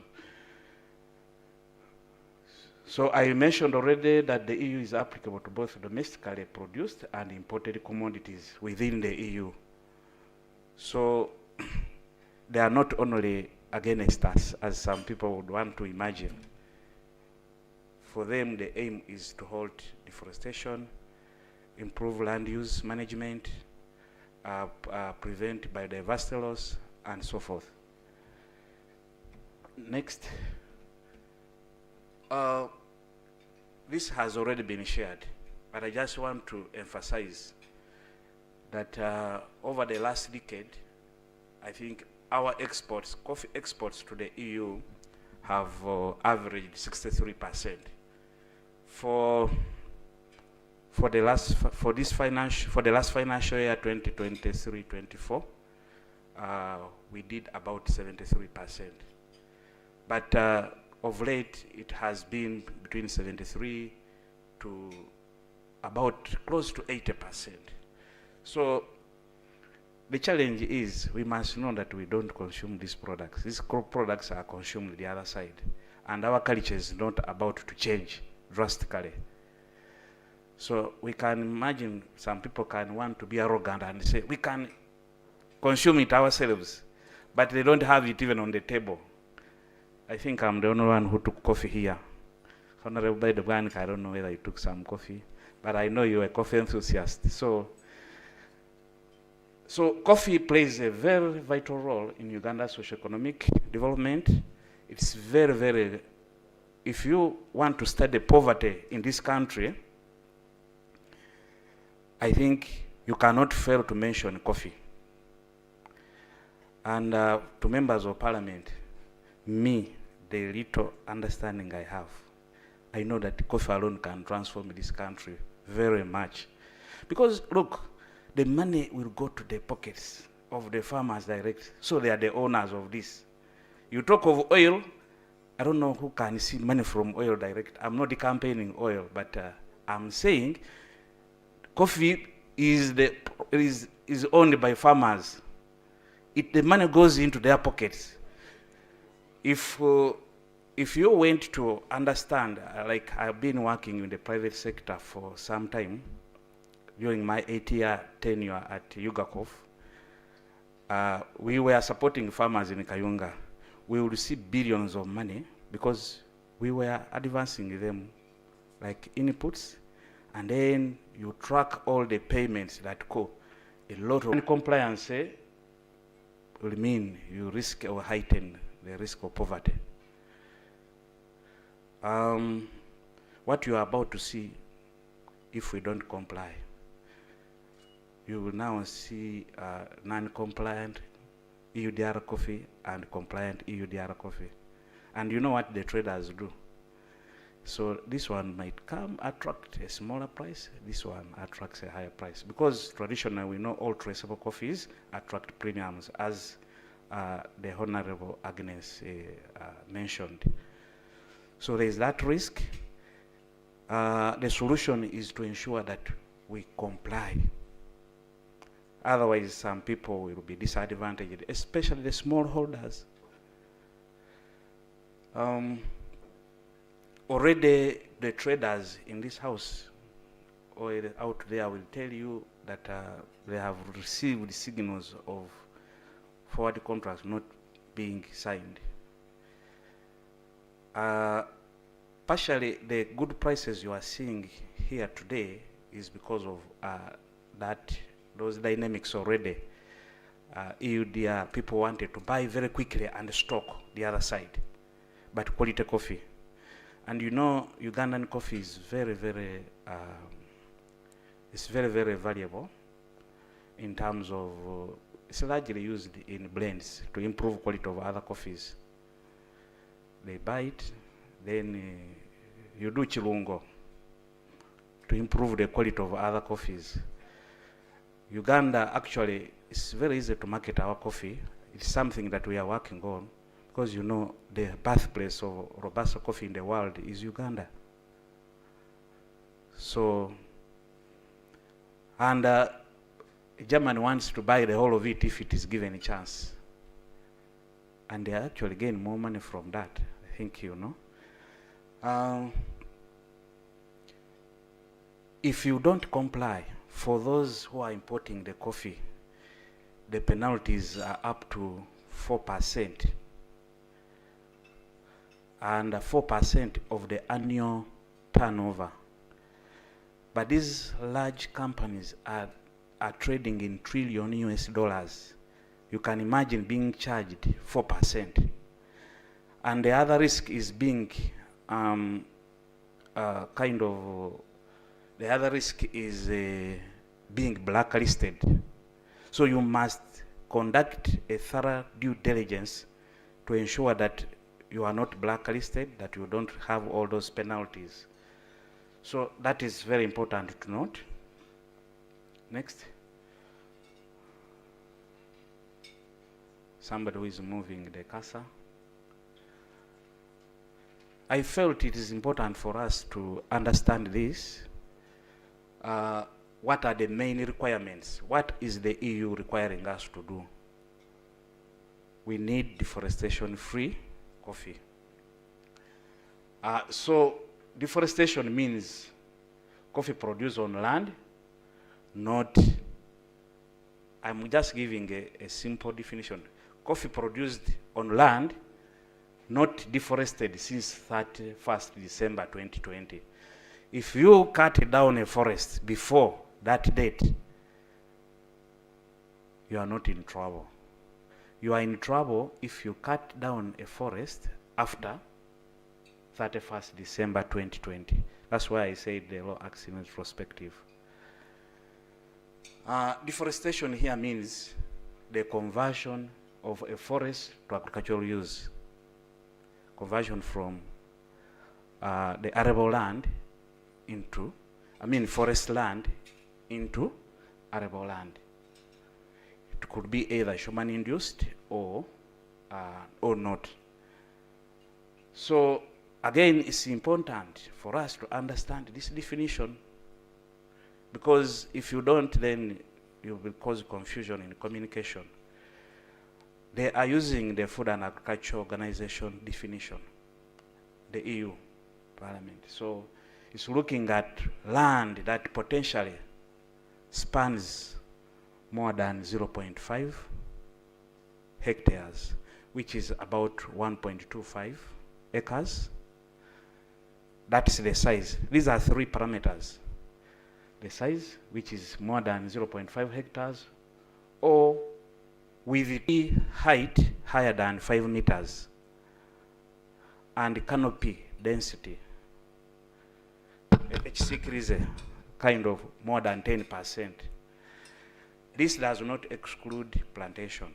It is something that we are still pursuing to have more clarity, but because we have had the EU also supporting people to plant forests, like those eucalyptus forests, and so if anything falls within that definition, land of that magnitude, then it's a forest. Next. So the other requirement, which is key, is the legality, that this product must be produced and observe the local law, the laws of the land, which relate to deforestation. They are looking at land use rights.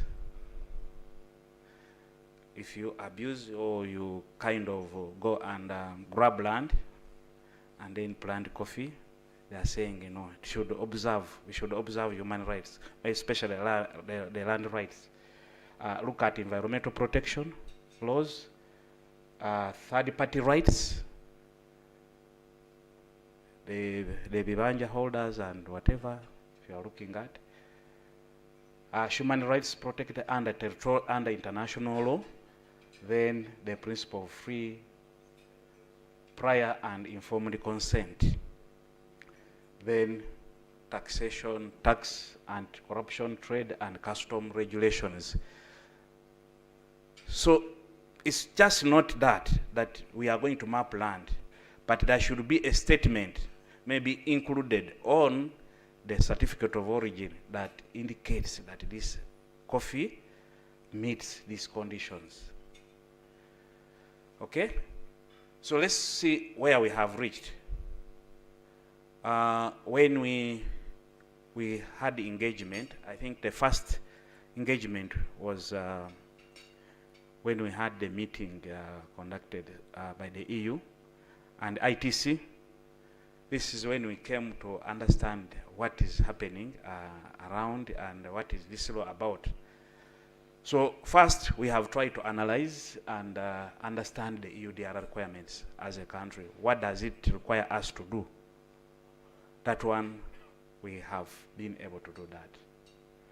And we first conducted over 8 national workshops were already conducted, inviting different stakeholders, especially the exporters, to explain to them what lies ahead of us in terms of compliance.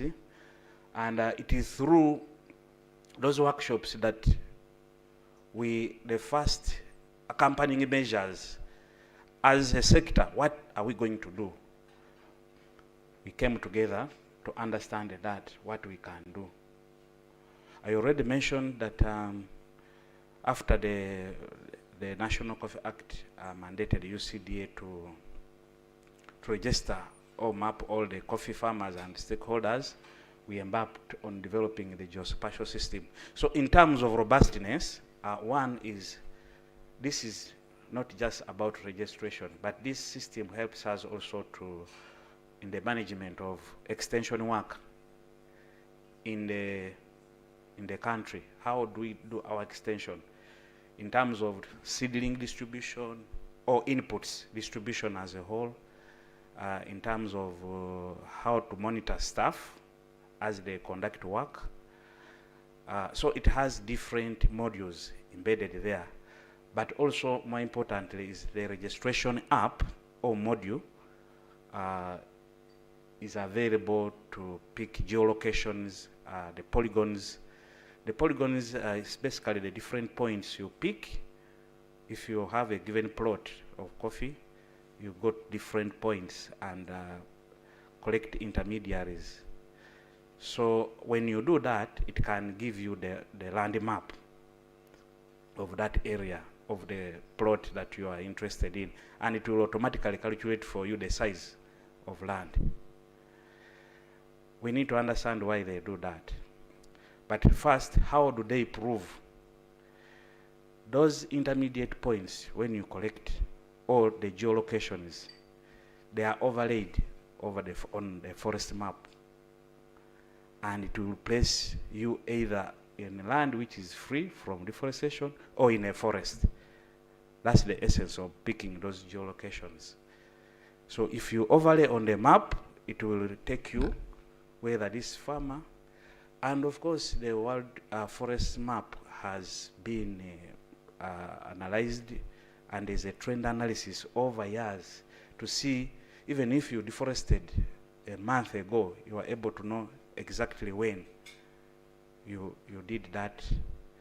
So it will show you that. This uses artificial intelligence and high resolution satellite imagery. But also you go, after receiving this information, you go on the ground, what we call ground truthing, going to ask the farmer. And interestingly, when we did this, actually we proved it, because as I will share with you later, there's an approach we call territorial approach, which I'm going to present below here. So we thought it is necessary to have a national EUDR CS3D task force. So that was constituted, and what we chose to do was pre-competitive collaboration. This time, the exporters were not competing. We did not want them to compete against each other, but because we have a common thing that we are trying to pursue. So they agreed that we will work private and public. We work collaboratively.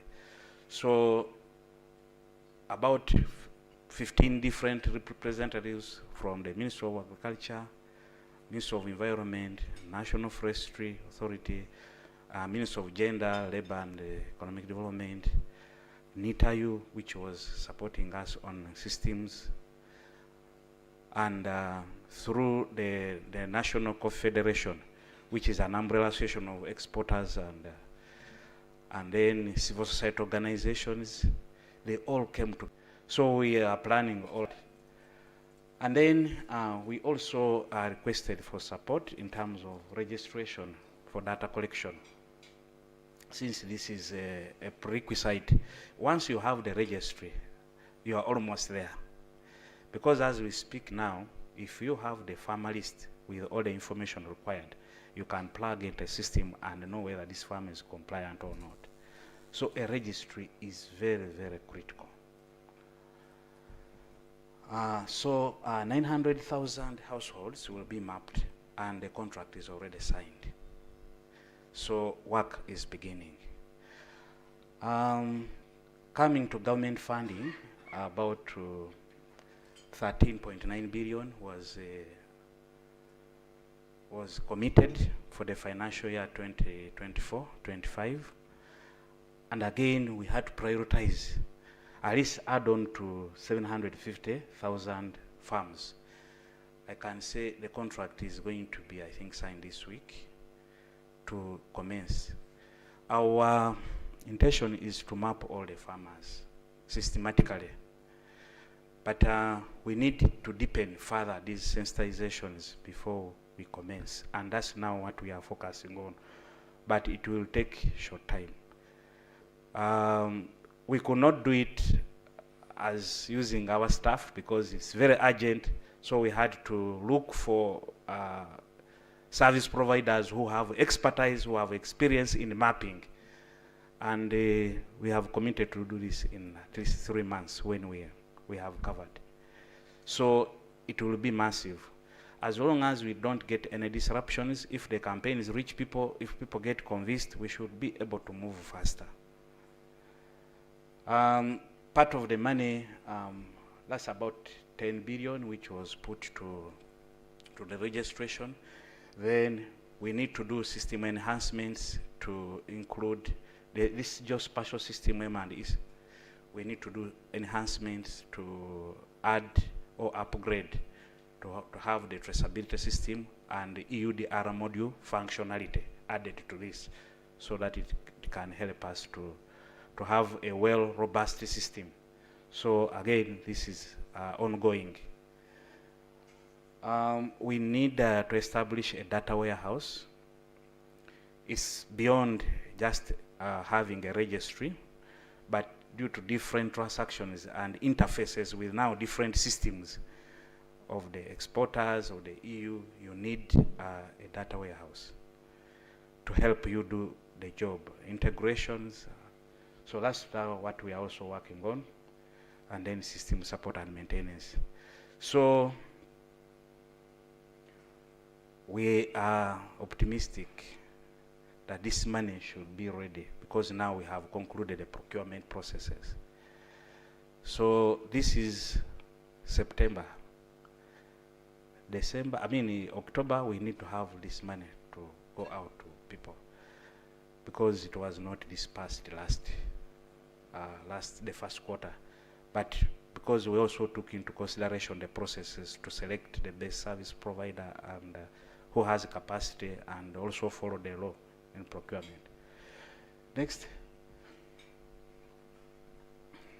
What are the challenges we envisage here? The financial and the technological limitations. Traceability is quite expensive to do it, because now look, we have it is now estimated that we have more than 2 million coffee farms, because the 1.8 was done long ago. So going to all these smallholder farms, and you have to go back perhaps every 6 months to do updating. Those new farmers who come on board, the land is sold, coffee farms are also sold, passed to other people, it is divided. So we have to keep doing monitoring, and I know enforcement will be also an issue that we are aware of. So we have to plan better and be very, very vigilant on the ground. I already shared the impact of non-compliance, possible trade restrictions or penalties, reputational risks, and of course access to the market. Those ones can't be underestimated. So what other EUDR directives that are beyond EUDR is we have the corporate sustainability due diligence. This is basically looking at ESG, environmental, social, and governance. This is a directive. We have Brenda here, who is a focal person for ITC, who are working with us. Maybe if we have more time, she can give more light about how far we are. But for it is going to come into force in 2027.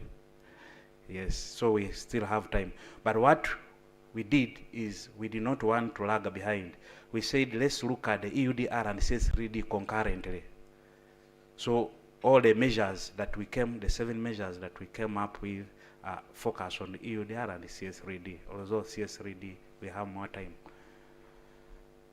The EU Green Deal.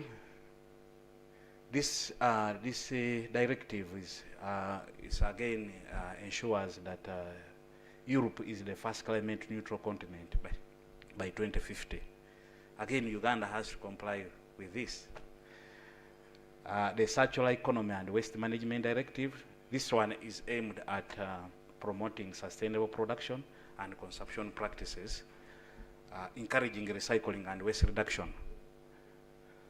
So again, as a country or as policymakers, these are areas we can also look at and focus on. Sustainable finance and corporate responsibility standards. So this ensures that financial activities must consider ESG, that is the environmental social governance factors. This law is also on that. Next. Somebody moved away. What strategies are we putting in place to enhance compliance? We have to strengthen the monitoring and traceability systems. And more importantly also, this already presenters who are here have alluded to this, enhancing collaboration with the EU stakeholders.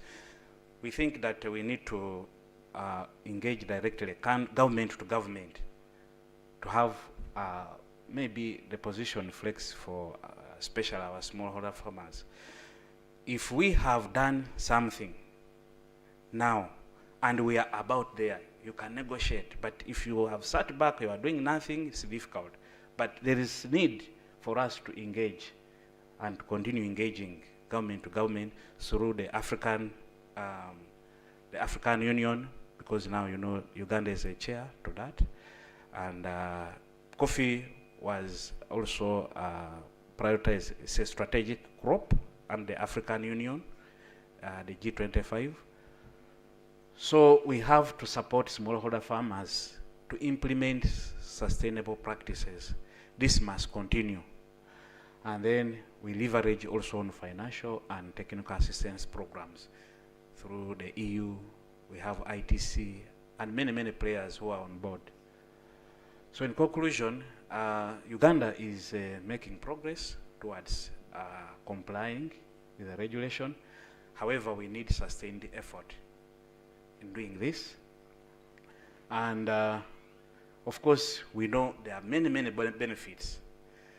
We already know that sustainable coffees attract premium prices. So if all our coffees are now sustainable, it can be traced. That is a plus. So let us embrace this regulation and ensure that our people really register, that they are mapped, and that we are moving collectively. For international community, of course we need you to continue partnering us and engaging for more support. Yeah, that's it. Any questions? I am here. I have not really said the many things I should have said because time is limited, but I'm available to answer any question that you can, or to share more ideas that you want us to share. Thank you very much. For God and my country.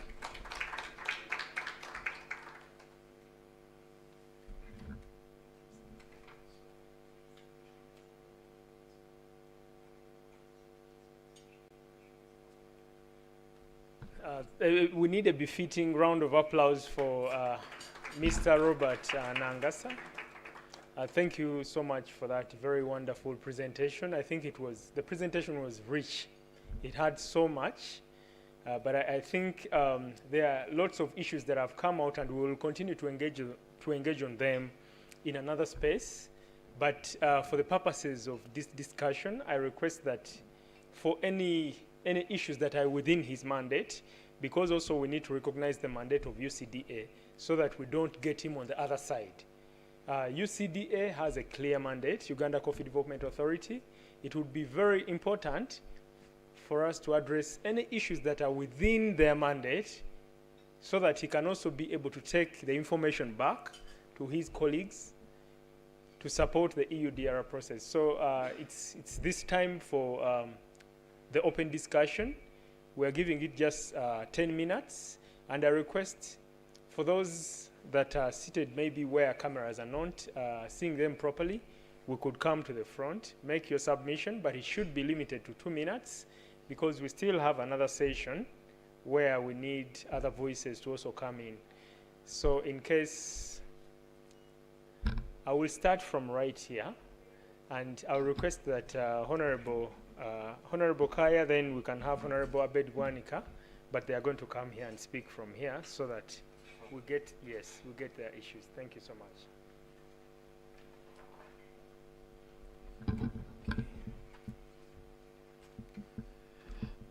Thank you very much. But I request that he sits down because you'll have to compile. Thank you so much for your presentation. It has really sorted out a number of questions. Dear members and my fellow honorable colleagues, thank you so much for making it. Once again, Kaya Christina Chimwero, Chiboga District Woman Member of Parliament, but also the Minister in charge of Water and Environment in the alternative government. And I declare that I took the initiative to ensure that Parliament recognizes the demand for Uganda to comply with the EU directive to the Speaker, Siatini with the partners, we have been engaging together to come up with this petition, and we met last week on Tuesday. We managed to have the petition through, and the Speaker, in his opening remarks, allocated the petition to the Committee on Agriculture. And I know in the subsequent meetings we shall be invited to deliberate on this petition. Members here, I also must recognize that this EU directive, people would say, you are so much interested in natural resources, why are you now in this? We have to remind ourselves that all of us have made commitments to reduce on our greenhouse gas emissions. All countries have made commitments. But we didn't know that in complying to your commitments, you have also to put other countries at ransom. So for us, when we see this new directive, we feel that European Union, in fulfilling its targets of reducing greenhouse gas emissions, they have gone ahead actually to put us on ransom as well in order to fulfill their commitment under the United Nations Framework Convention on Climate Change. So we should not forget that as developing countries, we had put aside some commitments as developing countries, especially under loss and damage. We have always pressurized the European Union to fulfill their pledges by supporting us to recover what we have lost as a result of climate change. But nevertheless, we are happy with their innovation of putting themselves on target, but we need to put this forward to them that they should support us in fulfilling this guideline.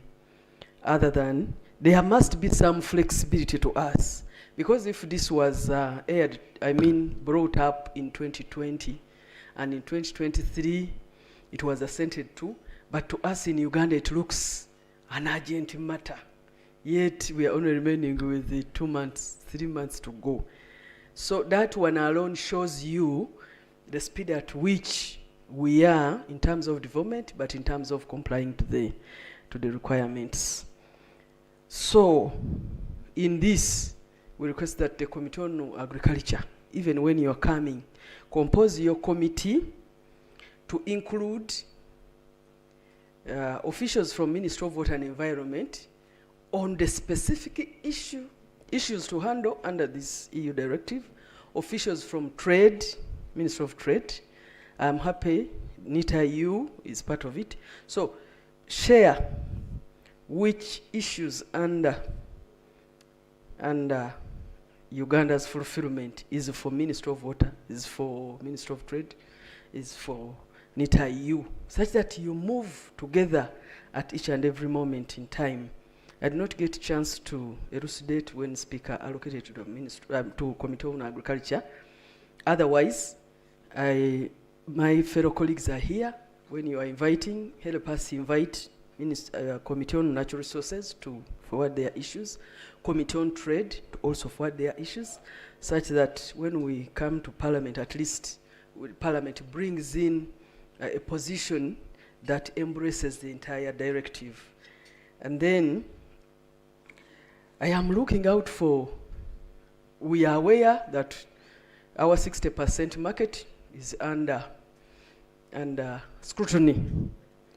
So in case we don't comply, UCDA, what are your plans? You have not showed us that. In the meantime, in case as we do this, we have identified this market, probably this is where we shall be. Or for the farmers who will not comply, they will still earn something from their coffee. Because for us as members of Parliament, especially from Buganda, we have been telling our farmers to continually grow coffee. There is no even excuse for saying that at one moment yours is failed, it has no market. So we just beg of you, please, look for us a market. We know many farmers will not comply. And then in this period, I can see that we have gotten more supporters to make National Forest Authority remain intact. How can Uganda now remove National Forest Authority as a standing institution when we are battling with individual forest cover? That one alone, when you are trying to talk to the president and the other stakeholders, please bring it out. We may think that we are progressing, but that action alone, how can the international bodies land on it that Uganda now is streamlining National Forest Authority, but at the same time refusing individual farmers coffee because they have deforested?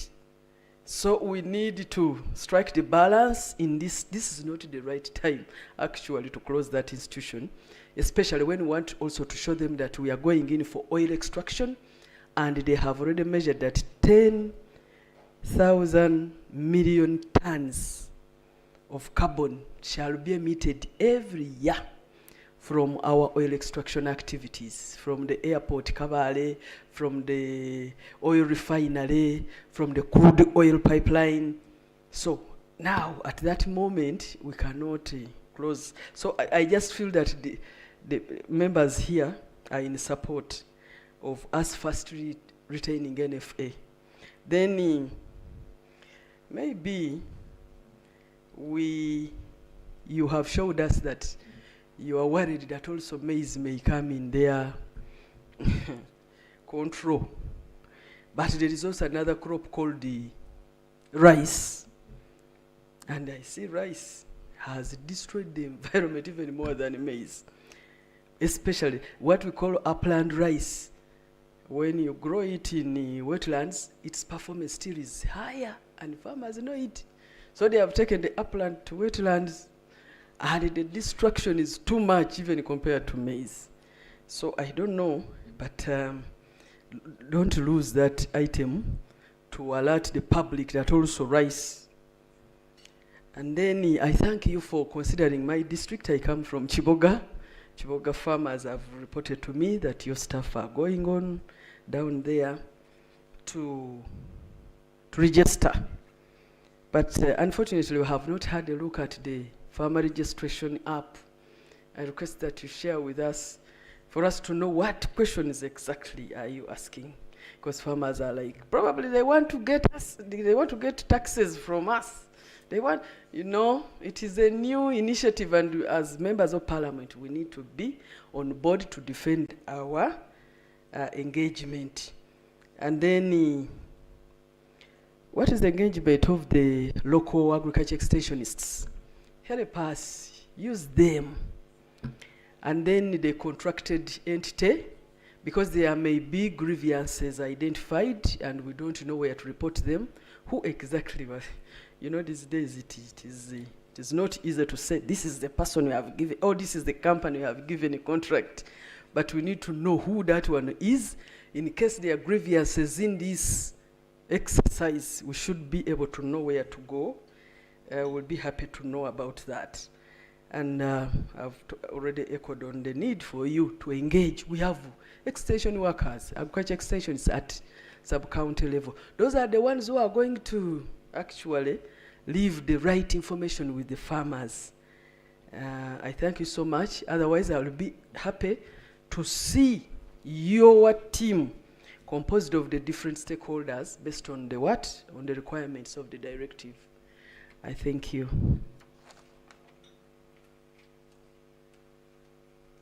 Thank you so much, Honorable Christine Kaya, the Shadow Minister for Water and Environment, Parliament of Uganda, for raising those critical issues. And she hinted on an issue of bringing on board other stakeholders. For example, as we're talking about the petition which we will introduce to the Committee on Agriculture, Parliamentary Committee on Agriculture, we need to bring on board Committee on Trade. And just like bringing on board the Committee on Trade, we need to bring on board National Forest Authority, and I know all those are members of the task force. But the conversation has to actually involve them throughout, not just in just one space, the task force, but also here and in other spaces. So I think it's important for all of us to recognize our different roles and play them well, so that at least we can secure the future of the coffee sector, but also save the goose that lays the golden eggs. And those are the smallholder farmers, but also the different value chain actors. Honorable, you talked about Plan B, the market, like to look for other markets out there.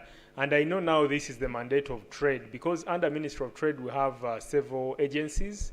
We have Uganda Export Promotion Board.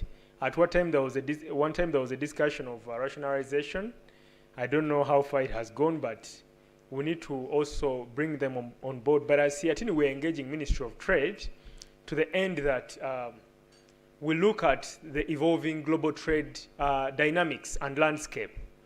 In fact, we also talked to the Parliamentary Committee on Trade, seeking audience and an appointment to present on the evolving global trade policy landscape and dynamics. Because as we talk about coffee, there are other issues around global trade beyond just looking at the European Union Deforestation Regulation.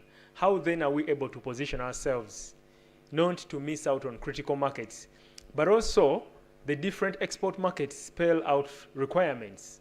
There are prerequisites to achieve market entry, and we must meet them.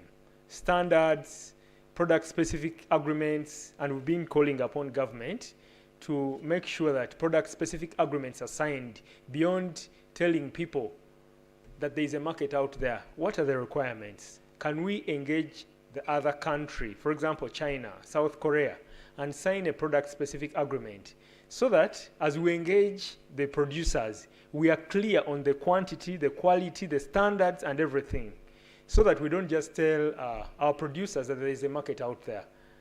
Because those general statements sometimes are misleading. And you remember for moringa, nearly the entire country went into growing moringa. And at the end of the day, everything ended in tears. You know, they say it will end in tears. But the story of moringa ended in tears, and we truly don't want the same to happen. So what we are saying is, let's start from the market, then mobilize backwards. Because if there is a secure market, it means that market will be an incentive for production. And then we can work backwards and mobilize the producers.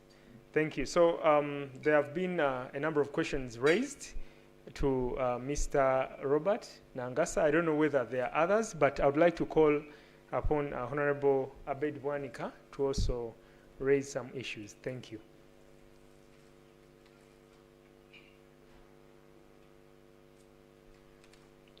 Thank you so much, Sayatini, for this space. And I want to appreciate UCDA for very important information.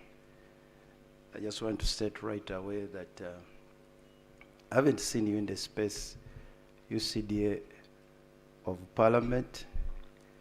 If you could empower the members of Parliament, especially those that are coming from coffee producing areas, it will add a lot, especially in sensitizing the populations with the right information. I know that you're moving to the public, but find time. And you can arrange with the speaker, you can arrange with the chair, agriculture, so that we have an interaction. This is very important information that is not out there, yet the Parliament, they interact with the populations, and it would be very, very important. I am aware that we have 2.3, even more, farmers that are in coffee in this country. What I'm reading from the contract is 750 farmers who are going to be registered, and ABI has supported us for 900,000. What is going to happen with the remaining farmers? I don't see any provision for them. Are they going to not be registered? That is, I think your total is 1.65. And I suppose there must be another almost 1 million that you have to register. Then I want to understand about the scope of the contract. Have you sent them in regions so that they have to deal with every farmer in the region? Or when they clock 770, they call it a day? Because you can do it without, you know, covering the entire region. What is the scope so that we understand? You downplayed the issue of time. You seem to say in 3 months you will be done. I'm worried. How are you going to do that? 3 months, you will be done. You don't want to talk to EU for maybe an elasticity of 3-6 months, because you're not yet in the field. I've seen some companies, but not you as UCDA. I would suggest that if you're not very sure, engaging EU for an extra of 3-6 months will be of value. And then what you are giving us underscores the importance of UCDA. Did you fail to relay this information to the powers that be? It is very simple information to understand. The role of UCDA as a major operator, now even in these very stringent markets.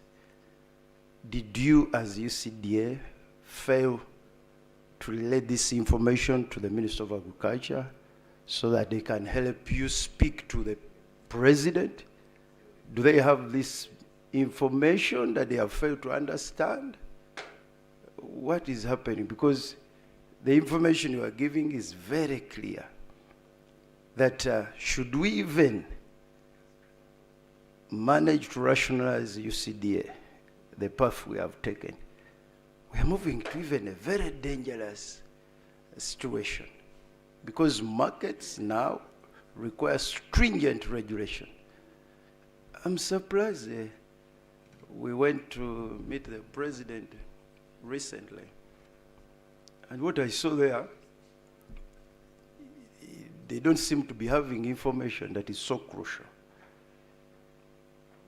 So I'm worried who is not doing their work. Are they failing to understand, or you are not providing the right information? Because from this is a simple presentation you have given us, but you can clearly read that even with this regulation and the directives, UCDA must stay. The 3 years we are talking about, which for me I don't believe in, because for us we say UCDA must stay. I think you should use this information to make a statement, and hopefully when you are coming to the Agriculture Committee, you are going to give us the right information now. I've seen you have issues of budgeting. Hopefully, I hope the government will help us to find that money. Parliament, we did what we could. You have heard from the chairperson. They had given, I think, 2.5 billion, but now 13. And then I want to finalize on this. From these regulations and the directives, it is very clear that we must change our focus in terms of expanding the land cover under coffee into improved productivity. I think that's where every country that is in coffee must put their energies. I know that in this meeting, I had people from Cameroon, I had from Gabon. I saw some names that sound Gabon and then Cameroon. But in those countries, naturally, for instance, Gabon is 87% forest cover. So there is no way you would do coffee without deforestation. That cannot happen. Cameroon is almost 50%, I think 48% forest cover. If they are going to engage, they are in coffee, but if they want to expand, naturally it will be deforestation. We must be thinking on how to harmonize that. I know Europe, they are the poorest at forest cover minus Russia, and I think their policies, they want us to keep the forest cover for everyone. And that is okay, but how do we harmonize that? Europe, we only have 159,000 hectares of forest cover.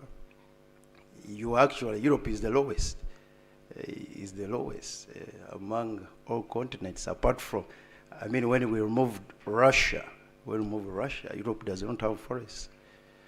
And your regulations, you want us to keep the forest cover. But how is Europe going to support those other countries? I'm talking about where forest cover has appeared naturally.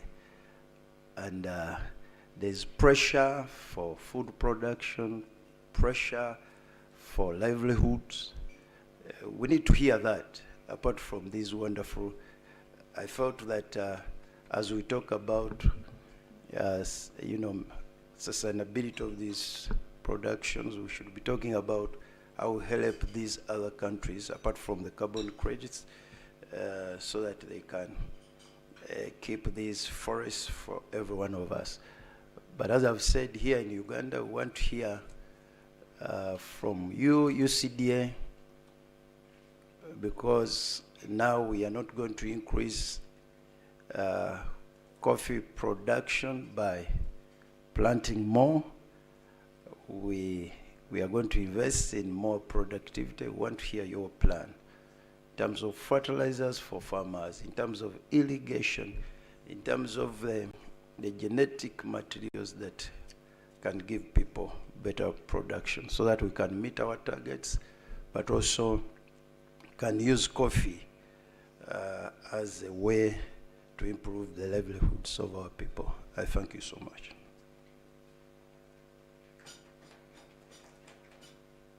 Thank you so much, Honorable Abedi Wanika. I think he deserves a better round of applause, because he's not speaking as just a member of parliament or policymaker, but as also as a farmer. So he's passionate, and he's a concerned stakeholder and a farmer, a concerned farmer, that even where he sits, he sees that there are things that we can do better, and he has already mentioned them. So I think in this discussion, it's also important, just like the previous speakers have done, to also contribute to shaping the way forward, because we may not have room to get into that, but let's also contribute to shaping the way forward. The online participants, there is one who has shared a concern and question. If you allow me, I can read it aloud. That products in this regulation, 7 commodities, palm oil, cattle, soy, coffee, cocoa, timber, and rubber. Coffee is also missing here, but as well as the products derived from the same are included in the scope of the regulation. They have been chosen on the basis of a thorough impact assessment, identifying them as main drivers of deforestation due to agricultural expansion. I think this is just information, but it speaks and confirms what Mr. Ronald Nangasa spoke to. He shared with us. And he also went ahead and actually shared with us, in our context in Uganda, that maize is also a driver of deforestation, although it's not included here. So that information came out. But I would also like to give chance to online participants. It's important for them to raise some concerns. The team that is managing this webinar, please check whether there is anyone who has raised up their hand to make their submission. Then I will come back to us here. And I know online participants can hear me loud and clear. In case there's any concern, now is the time to raise it. All contribute to the discussion. Media team, please confirm to me that there is none and we continue. All if there is anyone. Is there someone? Please, the team facilitate that. Let that be displayed on the screen. And I'll request that the person speaking could show their video. They could do the video. They allow the video option.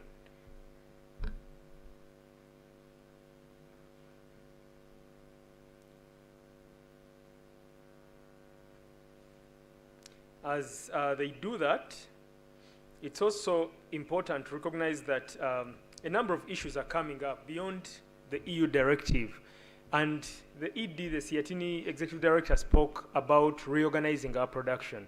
I think it's time for us to reorganize the entire production so that we can be able to also internally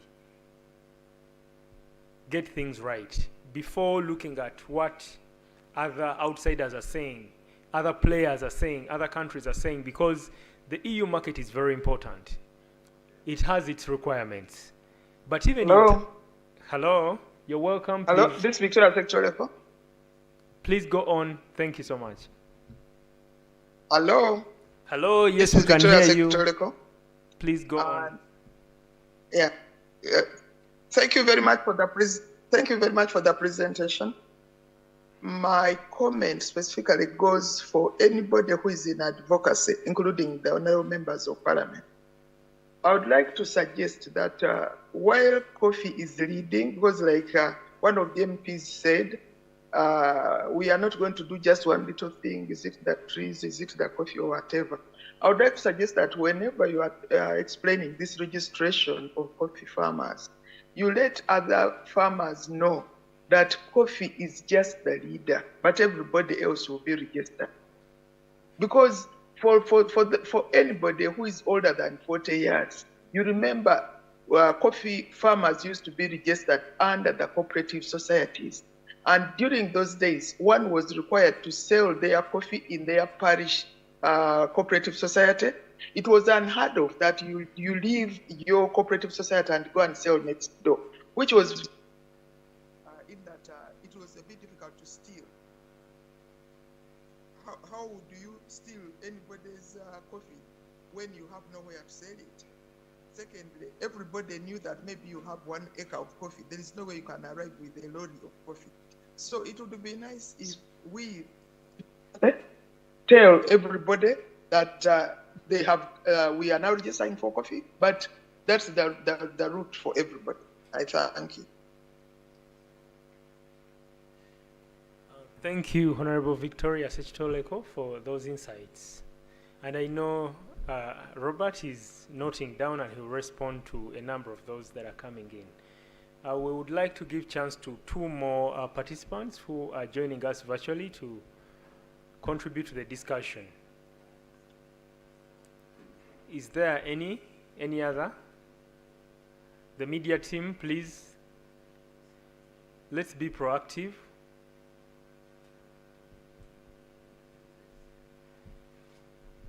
So the space is now open for us internally here, physically here, to contribute to shaping the discussion. I would like to invite Honorable Nyongore Enoch to contribute to the discussion. Thank you. Thank you so much. Once again, Nyongore is my name. I represent Nakaseke North constituency, and Nakaseke North is, as it is sounded, it is in the north of Uganda. But Nakaseke is also a coffee planting community. So there is a lot of coffee there. I was looking at how the information has been given to us. And I was asking, first of all, I want to appreciate the submission of Mr. Nangasa. Very rich, unheard of. Where is this information kept in the shelves? Maybe we didn't even get all these problems. UCDA is in the center of streamlining the way how we must market our coffee. But now, after a long struggle, this information comes. Was it dug because of these regulations imposed on us? Now, Mr. Nangasa, you need to extend this kind of advocacy. You call all extension workers down there. Let the production departments on all districts get this information. That is the way forward. As you cover all the parliamentary and these high-level stakeholders, please go down. Now that we are facing all these European deforestation regulation, where is the input of World Trade Organization? Is there consent for these regulations? That is my question.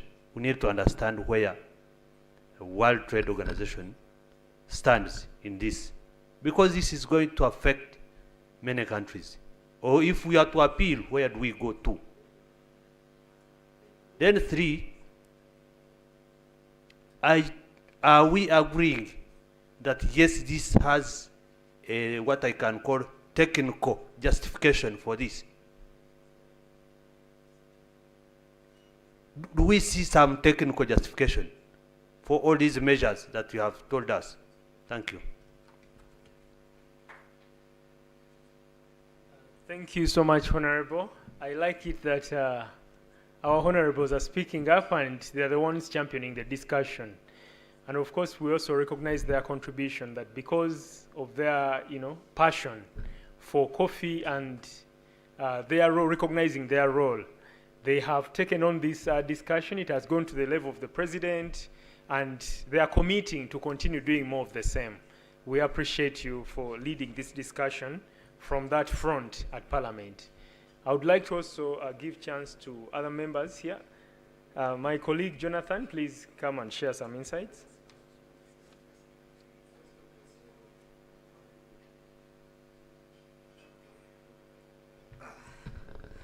Yes, thank you so much, Mr. Robert. Mine is just a question that we have been facing over time when we go to the, the trainings in the community. And the directive speak to 0.5 hectares beyond. So that I want to just get it from you today, because the directives say that land that is on 0.5 hectares, as you also said here, is the one that is subject to those directives. And my question is, what communities do have is, we have a lot of fragmentation in communities, and you find one community member having a piece of land that is not 0.5, but let me just give it an example. Like here we are in the room, we do agriculture currently. The elites do agriculture on phone. So I have land that is below 0.5 hectares, as well as my other colleague, Herbert, has a land that does not reach to 0.5 hectares. But it is on the same piece of land. And when there are two owners, we are all interested now in growing coffee, and when you combine that piece of land, it gets to 0.5. However, it is from two different people, but on the same piece of 0.5 hectares. So I just want to get from you today whether, if the regulations, if the traceability is being conducted on that area, they take the two the two pieces of land differently, or they combined them because they had forest before, but two different owners were interested in growing coffee and they cut down trees for coffee. Thank you. That's what I really inquire. Thank you. For the rest of distinguished participants who wanted to ask any questions or contribute to the discussion, there will be room to do that. Let's have Mr. Robert Nangasa respond, and then the discussion can continue. Thank you. Thank you very much, Honorables. Honorable Kaya and Honorable Abedi Wanika and Honorable Enoch. The questions you presented are very rich, but also I appreciate the feedback that you have given to us. The questions, let me just get straight to the questions because I know time is not on our side. One from Honorable Kaya was, in case we don't comply our marketing, what shall we do? We are now talking about 30, outside the EU, we have about 37% uninterrupted. But also, you have to know that our efforts to expand our markets is even growing much bigger. First of all, the market in China has got tripled. And we have an established office now in Guangzhou, where we actually yesterday, Uganda received an award for being the champion of the cultural heritage in coffee growing in Guangzhou, and we are expanding throughout Asia.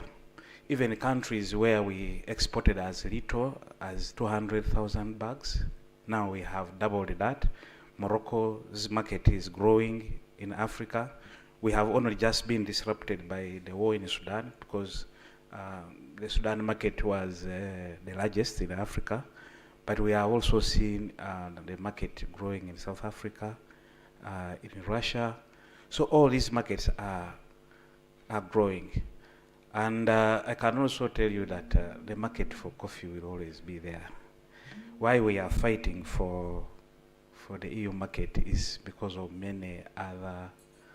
First of all, the biggest buyers of coffee, the multinationals, actually originate from EU countries. And they provide a lot of liquidity in coffee trading. This is what you are seeing, the competition that we have here amongst the different multinationals and creating a good price as well. So, no worries. We will not fail to sell the coffee because the demand is high. But we need that market because of the comparative advantage it has to us as a country in terms of foreign exchange, the volume of coffee traded there, and the opportunities that it creates. When we talk of specialty or certified coffees, most of these coffees are going to the EU countries, the 27 countries. So that's why we are crying for it. We need it. But other markets are open. The only challenge we will face is if you are dealing with traceable coffees and non-traceable coffees, it means the coffees which are non-traceable and traceable, they are processed separately, they are transported separately. So it increases the cost. So we just don't want to go into that because it will increase the cost as well to separate the coffees. Okay? That's one issue I wanted to respond on that. And then sharing the farm registration app. This is available. One, currently, if you want to see, if you happen to have a chance to come to the UCDA, we can easily take you through. But it's something that we can actually install on your phone and you are able to use it. So it is not a secret. We have presented this before to the public. If you are specifically interested, then we can have our IT people have it installed on your phone and you can actually see the different parameters that we collect. About the contracted entity, this is not a secret, it's public information because all the procurement process is displayed on notice board. So though we haven't yet awarded, but at least the winner has been displayed. It also helped us to, the lucky bit is we have this one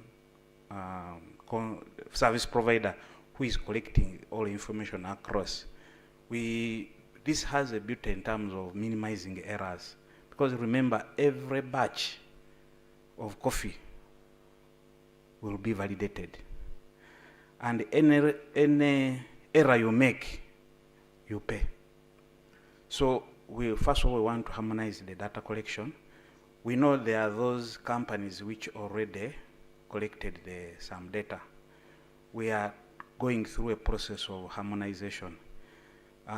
You share that data with us. First of all, we have to assign this data the unique identifier, something similar to what we call a NIN.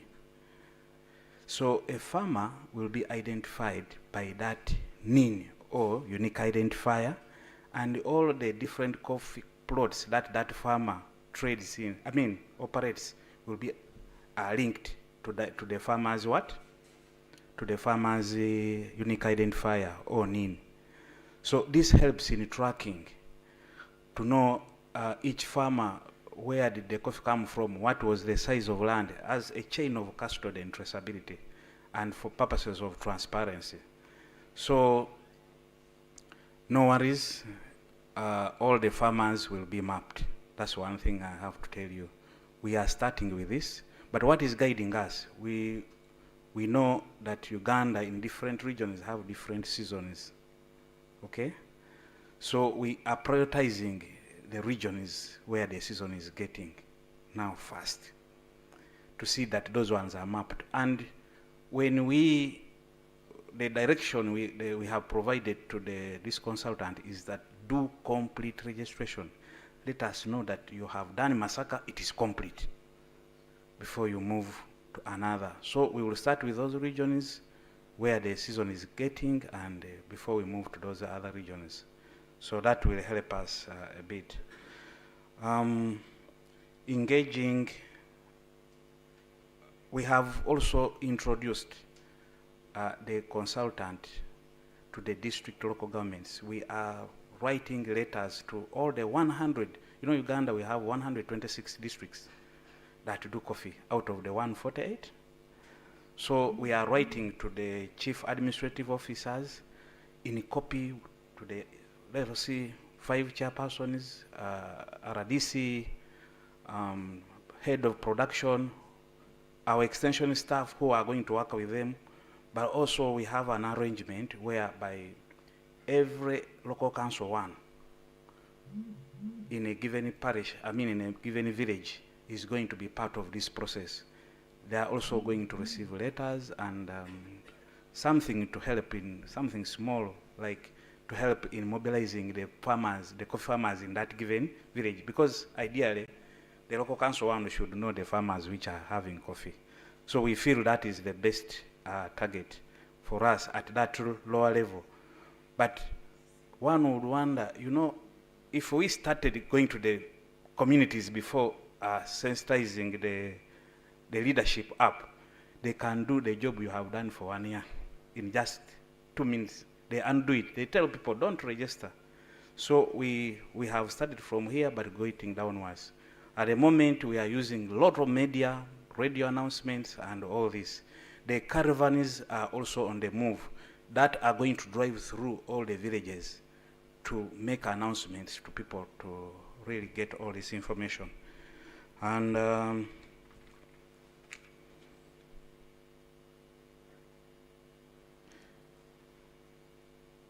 Honorable Kaya raised the issue of engaging with the government and the parliament. On the 30th of August, we had a stakeholder engagement with the Minister for Agriculture. Upon his, he invited all the coffee stakeholders, and we agreed on a number of things, how we are going to sensitize the different layers of government and parliament, First of all, we developed the information cabinet memo on EUDR and CS3D, which we submitted to the minister, and they have reviewed it. It's coming to the cabinet officially, but also come through to parliament. But we have drawn a complete roadmap to engage. I think this week on Wednesday, first of all, we are going to respond to the petition in parliament, which has been submitted by CRT to give information. We see there is really a lot of demand for information, and that's where our focus now is, to make sure everyone who can assist to explain to all the people in the country, we reach them out to support this. And a meeting is already planned for all the parliamentary members of parliament in coffee growing regions to engage in this. But of course, as you know, we have to do bilateral engagement to also find support, because already this budget is not coming through well. So we have to look for all ways to mobilize resources and reach out, because we know the implications of this. We are very, very much aware. But trust me, the level at which and the positivity we are getting from civil society organizations like CRT, Solidaridad, Trademark Africa, they are ready to finance and support these engagements. So we will move uninterrupted to make sure that all people are reached. So the cabinet memo, the information cabinet memo, if it goes through cabinet and comes to parliament, but we are not going to wait if that is going to take us far. Like you have proposed, we will engage. The scope of the consultant is to cover the entire country, and guided by the season in coffee production, to see that those who are registered first are those who really need to harvest first. I did not downplay the issue of time. But first of all, I wanted to say that we ensured that we get the strongest service provider on this. Polar Advisors Limited is an international organization. They have a database of over, in Africa, they have a database of over 20 million people, which was created within just 5 months. There's an insurance company that covers the farmers, but very much specialized in data collection and mapping. So they're already ahead. And of all this time, we did not just sit, of course, using the system. We were also piloting to collect this data, and also exporters were collecting this data. So we already have some data available in the system. We just need to do the data cleaning process and ensure that we have assigned the unique identifiers. We have the hope that we will be able to get there, especially if the registry, the repository is in place. At least the exporter can use another pay little money to upload this information to verify that these farm plots are compliant. But it's not something that we have downplayed. We would have to do our best. We don't have to lose hope before we start. That's why we have been engaging the EU. We never stopped. Even the private sector, they have written to the EU commissioners and all this, and also brought this issue at the African Union level to rally behind us, the Africa Coffee Association. It is all engaging in this. The importers in the EU, I think those who are very following issues in the EU, it has been a very hot debate. They have also petitioned because they know coffee now is very expensive for them in the first place, so they are putting a lot of pressure for extension. We keep feeding them with the information that they require to be able to put robust position from different countries of origin. So we are engaging, and we hope that now government that has the information which we have prepared and shared with them, they should also pick from there. But still we have been, like in the National Task Force, I told you we have the Minister of Water and Environment there, Gender, Minister of Trade. At least they have been, they nominated the technical people to be part of the process of giving the accompanying measures. So you guided very well that we can actually use the information we have to make a statement. I think we have used it also well through the information cabinet memo. The information is together, and we can share this information. I think what we are going to do is to start sharing information with all the members of parliament. The materials, we are multiplying them, but we also want to translate them in the local languages for those who can read and write. So that was given the proposal to have to focus on improved productivity. I think that is the way to go. And then we have the plan, which I think I need to share with you, of the 7 accompanying measures, the national EUDR National Action Plan. I will share with all members who, maybe I will share with the CIATIN, then using this platform, the invitation is they can send with whoever wants it, because this is public information. We should know how we are going to move. The other member was saying the products, they were done through the impact assessment. Indeed, as I shared, that's the case which happened. And Honorable Secretary talked about registration being as old as coffee. Yes, registration is not new. But you know the politics around it. It started way back in the time of the bill, the coffee bill, and I must commend members of parliament who really stood up and ensured that this bill is in place. I mean, the Coffee Act is in place. So registration is good, and it's good for the country.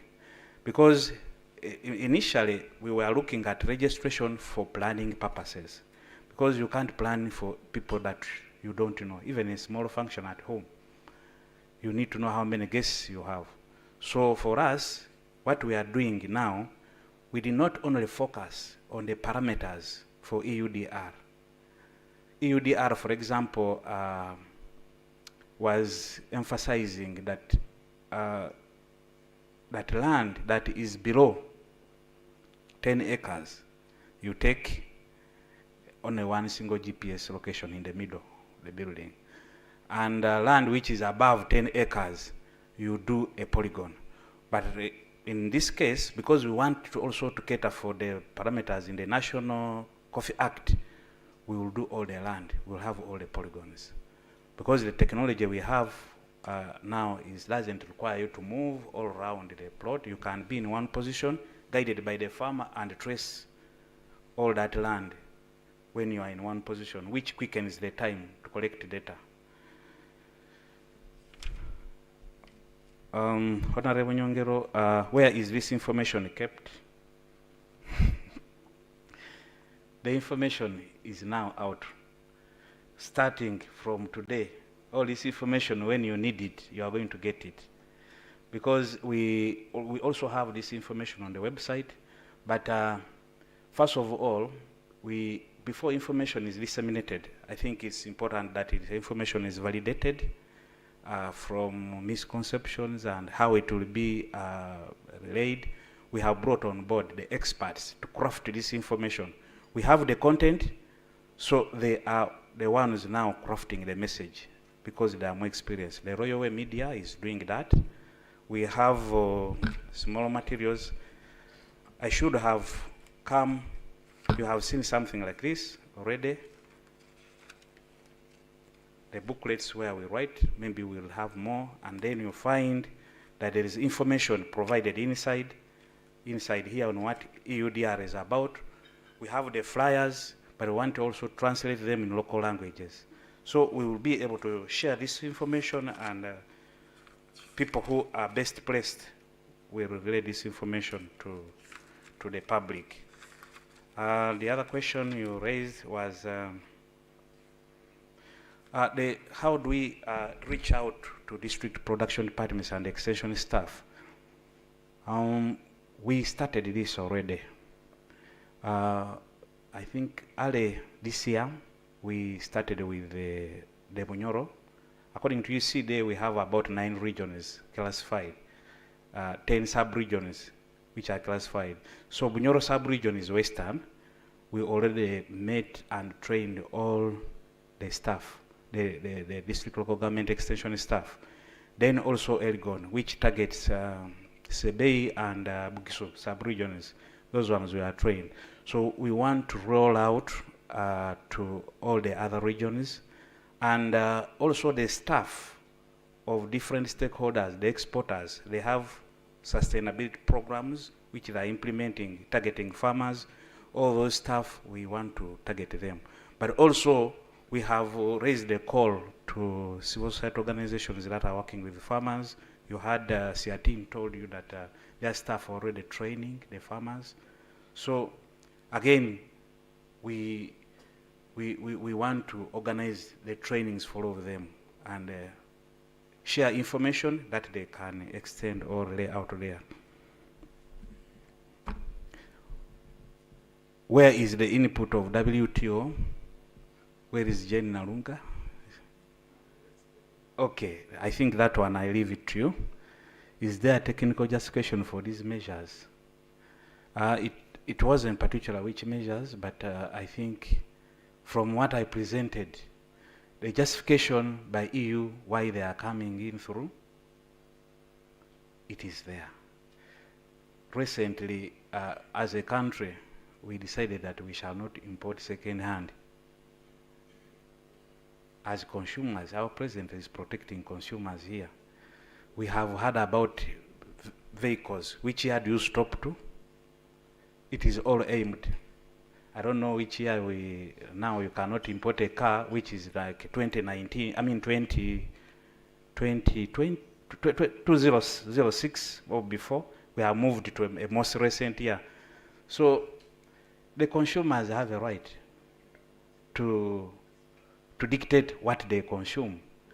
And I think let's work towards complying, because if you as consumers of Uganda of any product, you can also say we don't want second-hand clothes. They also have a right to say we don't want coffee which has contributed to. But indeed, the deadline is short, and the information did not get through. I think consultations came when almost the law has been within the country. So it came much later. Not that by the time they enacted this, we were aware. Some people were aware, but until things, we cannot discuss things in anticipation. It is until the law was now put out, that's when we responded. 2 pieces, every farmer is treated independently, because the decisions you make on your land are independent. So if you are close to each other and you have all deforested, that land will be mapped independently. It will not be mapped together. And I have said this before, the way how we trade is going to change. We will now be trading digitally. That a trader in Masaka, in Kabonera, will require to have a buying module for coffee. You get it? So they go with the app, by the way, the farmers are going to be issued with the cards which bear their unique identifier. At the moment, we don't have the money to have those digital cards. Otherwise, it will ease that you just scan and it comes through. But now, those cards will have the farmer's number, unique identifier. And then you ask the farmer, he provides that information to you, you put in the system, then you buy the coffee against that farmer and the different plots, because traceability is very, very susceptible to fraudulent behaviors. Some people thought, okay, I buy 6,000 kilograms, for example, I need how many farmers? That I will just assign that coffee to different farmers. It is going to be difficult. So the solution is in ensuring that all farmers are registered. Thank you very much.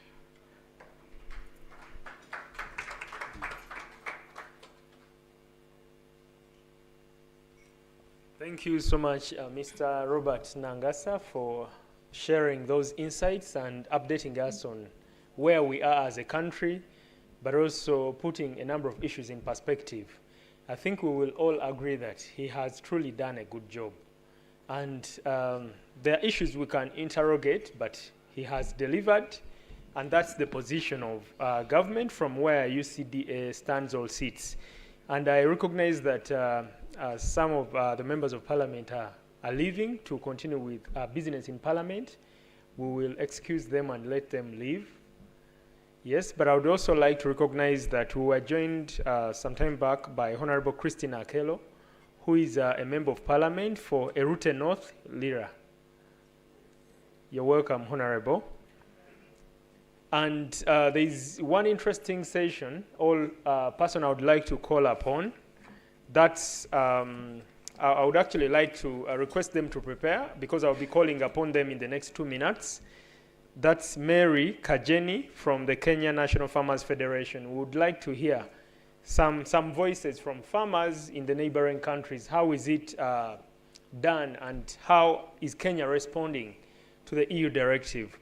But I would also like to respond to Honorable Enoch is leaving. Honorable Enoch is leaving, but I would like to respond to him. He inquired about the WTO. I think what we need to recognize is that the EU directives and regulations are unilateral measures. They were not agreed upon at the WTO level, World Trade Organization level. However, a number of countries and stakeholders have come up to challenge the WTO to intervene, actually calling upon the WTO to intervene and prevail over the EU member countries and the EU broadly for instituting unilateral measures. And at Siatini, we call those climate-related trade policy tensions. And what the WTO is doing, the number of meetings, all engagements around EU directives that have been held to assess the compatibility of the EU directives and regulations with international trade laws. And there is one of the reports that is out. Although there are a number of issues that were found in the EU directives and regulations, incompatibilities, but there are those agreements, points of agreement in the EU directives and regulations. And the discussion is still ongoing at the WTO level to assess the compatibility of EU regulations and directives. So that's basically the discussion. But also it's important to invite UNFCCC in this conversation, because it's not only the WTO, but also the other multilateral institutions to prevail over, the EU in terms of, because the EU directives and regulations are coming in the guise of addressing climate change. But in a way, they are punitive measures. Punitive in a way that countries and players like smallholder farmers, communities that didn't, cause the climate crisis are paying the price. Because if the EU deforestation regulation comes into play, it means the livelihoods of smallholder farmers will be impacted, because those directives have far-reaching implications. So I think the discussion is still on. It hasn't yet ended. And at Siatini, given that partly our niche is trade, we are engaging on these climate-related trade policy tensions and the role of the World Trade Organization in addressing these climate-related trade policy tensions. Yes. I would like to call upon Mary, in case Mary is still online, to share some experiences on complying with the EU deforestation regulation in Kenya. The media team, please facilitate that. Hello, Mary. Can you hear us? Hello, good afternoon. Good afternoon. Thank you. We're glad to have you. Please continue. Yes, good afternoon, everyone. I want to take this opportunity to thank the CIAT team for organizing this particular forum, and also extend appreciation to the Member of Parliament for Uganda for taking their time and getting into these deliberations, and appreciate all the protocols observed. Mary Kageni from Kenya, representing the Kenya National Farmers Federation. Like the theme says, it's the theme of today is on the goose. It's saving the goose that lays the golden eggs. And for me, as a farmer, I took it in this way. It's protecting our valuable farm resources to ensure continuous benefits. And also, like you are saying, it's in a bumpy road. And one thing and a lesson that I take from this is that we need to learn in each step forward, knowing that perseverance turns obstacles into stepping stones. Now, this particular regulation that is coming up might seem bumpy to small-scale farmers, but it's also an opportunity for us. In Kenya, coffee contributes the most GDP. It's the fourth export earner for our country, and also employs majority of our Kenyans. It employs around 30% of the Kenyan population that are included in the value chains of coffee. That this includes growers, millers, brokers, traders, and both consumers. And Kenya is also an EAC community that also enjoys the benefits of contributing to these exports. And also the African continent also enjoys the economic benefits through the coffee exports. So in terms of this regulation, the European Union deforestation regulation, it comes to help in climate action and also conservation of our biodiversity. So it's a consumer driven by farmers look at farms to focus. So in terms of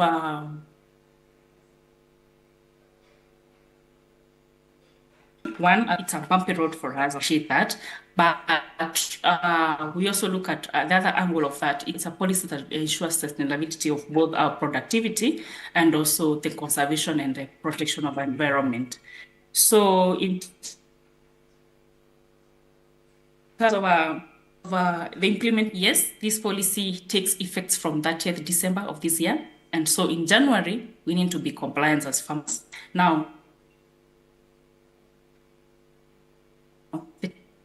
just one thing, have inadequate knowledge and technical capacity to compliance of this particular regulation. So there is need for more, maybe we need to petition to have more time, prepare ourselves in this particular policy, and also so that this regulation, they're here really to help us improve our productivity. That's why I really love the theme of the day, the saving the goose and that lays the golden eggs. And our golden eggs is sustainability of our production. So yes, this policy is here, and we are not really 100% prepared, though the policy is for our good. So that is our small contribution for this in this particular forum. And thank you so much for inviting us and for this particular deliberation. We hope to have sustainability in terms of our production and also marketing of our produce, because if we don't really comply, then we'll not have the market for our produce. Yeah, thank you for this invitation. Thank you so much, Mary Kageni from the Kenya National Farmers Federation. Those are their experiences, Kenya National Farmers Federation. But it's also important to note that she hasn't actually departed from the consensus here. The issue of sustainability, she has underscored it. It's critical. The compliance, we are racing to the deadline. I think that's all critical. But I would like to invite the participants both here and online, in case there are any issues you'd like to raise to Mary Kageni around compliance to the EUDR in Kenya. If there is none, we will move on. But if there are any issues, please, any questions? Why we truly wanted to bring on board experiences from the region is because we are not alone in this. Although we are leading, but we are not alone. Our neighboring countries are also growing coffee, Kenya, Tanzania, so experiences from the region matter a lot. And also drawing on best experiences from across the region is also important. How the traceability is being handled in Kenya by the government of Kenya. It's also important. So without further ado, I'd like to invite my colleague Jonathan.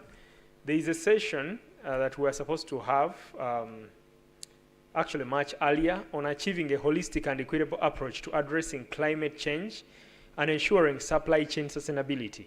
So I would like to invite my colleague Jonathan to come to the front and share some insights, but also I will later invite Ms. Irene Nakamate, Research Associate from Makerere University, and just to also introduce her as a member of Making Agricultural Trade Sustainable, the MATS Consortium. So she has done some great research around these EU directives, and she'll be sharing some insights. Thank you. Jonathan, please make your way here.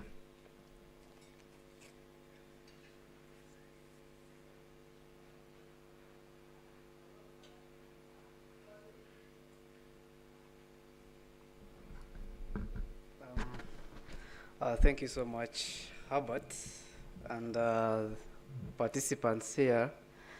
It's such a great honor to have you till this time, and it's a privilege to stand before you. And I'm just going to give additions to what has already been alluded to. The issue is how can we make achieving the holistic and equitable approach to addressing climate change and ensuring supply chain sustainability. And in this, I'm not going to differ from the coffee discussion that has been coming in here, and adding up to the previous discussions that we have held, as well as the submissions that have been made by the preceding speakers before. For us as Siatini, we had a privilege to have a discussion that led birth to the petition, and it has already been highlighted that now Siatini was asked to appear before the Parliamentary Committee on Agriculture to introduce this petition such that we can kickstart the discussion. And when you look at our main issues that we highlighted, that we propose to see that we create sustainability, and looking at this issue, we think if we urgently pass a supplementary budget funding for the UCDA and MAIF to comply with the EUDR, we are optimistic that we shall achieve the sustainability. Robert has highlighted it very clearly that yes, the resources are there, and also the numbers that are being earmarked are also less as compared to the number of agricultural farmers. We also have a very urgent issue of understanding the actual number of farmers on coffee. So all those require resources. And secondly, we also have a gap. Yes, we have the National Coffee Act of 2021, but that National Coffee Act asks for regulations thereunder. And it is an opportunity. Right now, we can say it is an opportunity, but still, it is it is something that is going to bite us, because we have less than now 3 months that we have to comply, and we do not have a law or regulations that we really, frankly, allude our issues to that look at EUDR. So if we have the regulations that are drafted and passed, and also incorporating the EUDR compliance issues, I think we can be good to go. And also, Robert has highlighted on the issue of having a traceability system. So as we are saying, we need to urgently, operationalize this and the geospatial monitoring and evaluation system, and having the National Coffee Registry and Traceability System. This is in place. Yes, UCDA has done tremendous efforts on this, but we need more efforts towards that. And then issues have also been highlighted on strengthening coffee and cocoa production, because the issue in Uganda, we have coffee, we also have cocoa, which is, these are the two particular commodities that we are looking at under the directives. So if we strengthen their production, but not only production, but also productivity, looking at also the value chain aspect of it all, such that we can utilize the potential. The executive director in the beginning highlighted that coffee attracts little, proceeds from our side. We get less profits. But when it is sold and value is added, it is highly sold at a higher price rates. So what if in Uganda we do the same? So we really need to see this issue being put forward, and also prioritizing awareness of value chain actors in the coffee and cocoa subsector.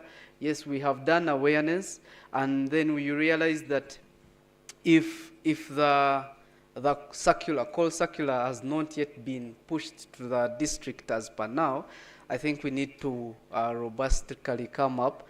And because awareness is done now on the high end between civil society, government officials, and other academia and the development partners, but then the actual affected people really need to understand this as early as possible before the processes are clogged with many activities. And then I think I can't overemphasize the issue of prioritizing value addition in Uganda's primary production levels. Coffee, we all, in Uganda, it is a storyline that people grew up, studied, and achieved success that is inclined to coffee. And if we do not put that focus on promoting coffee value chain, I think we shall lose it all. And by that, and with the interest of time, we need to, that's what our issues allude to, achieving a holistic and equitable approach to addressing climate change and achieving and ensuring supply chain sustainability.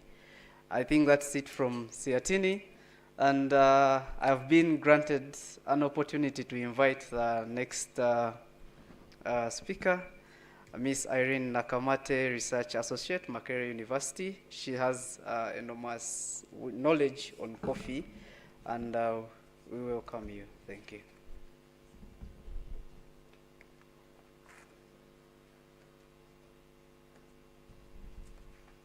Thank you so much. I'm humbled to be here and to be part of this discussion.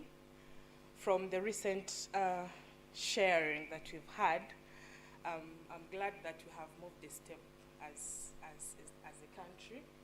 And I think I'll not overemphasize a number of aspects that have been put across. The EUDR is critical and we really need it. Not because it's the only market, but because it's also a priority market. So I'll just add a few things, because Mr. Robert already talked about how relevant it is, how we are moving, and how far the country has actually gone. So I'll just mention that it is very important to strengthen our roadmap of stakeholder awareness. It is good that the districts, UCDA is moving more further to the districts than before. But as we also include the production departments, we also have the district cooperatives, the district farmers cooperatives.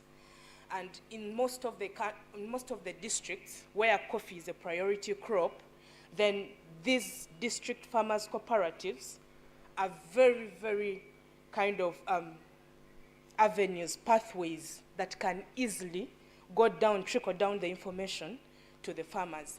So UCDA could also look at leveraging on these institutions which are already in place, the district farmers associations, to be able to communicate the message, the parameters. Why do we need this kind of thing to our farmers?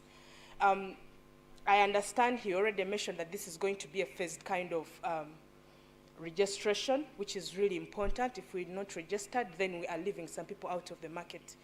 So the registration of farmers is equally good because it points to the traceability aspect. The traceability is what gets to how much or the opportunities of us, the farmers, getting into or taking advantage of the available markets, the international markets.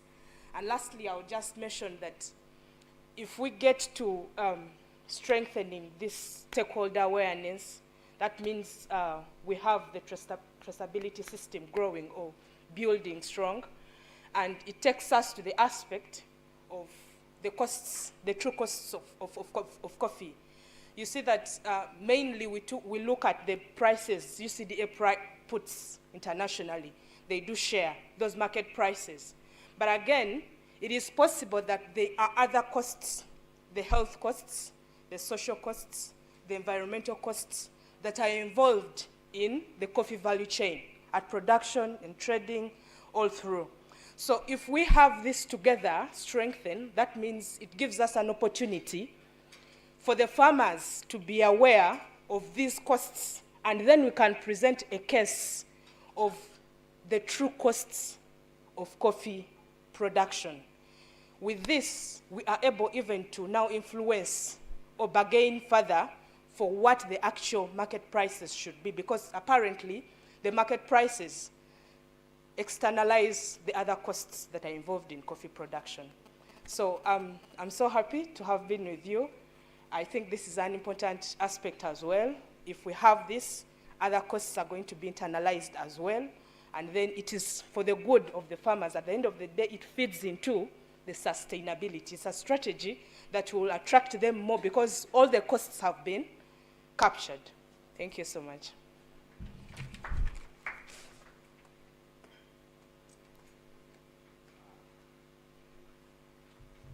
Thank you so much, Irene. I think colleagues shouldn't say that I've hijacked the moderator, but he has he has got a session that is okay.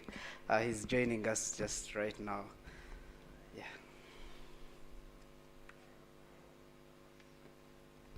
Thank you so much, Irene and Jonathan.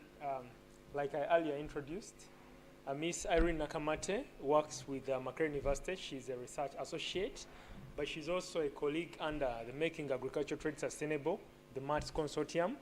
And Mr. Jonathan Lubega is a program officer at Siatini, Uganda.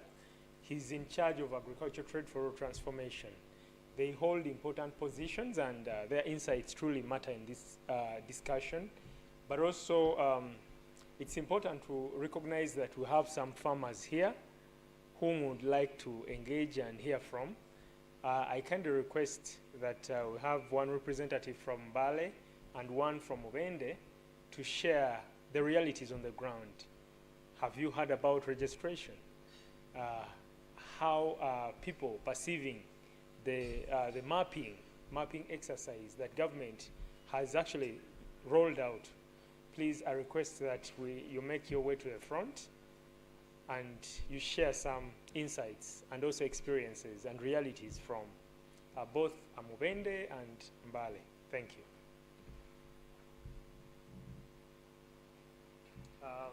The gentleman coming to the front is Mr. George Tumuhimbise. He holds many hats, and he will share a little more about all that. Thank you very much. Sayatini and whoever put this session in place so that we are able to share. I'm George Tumuhimbise. I come from Mende and I am the chairman of the NGO Forum. I'm a farmer and a community monitor.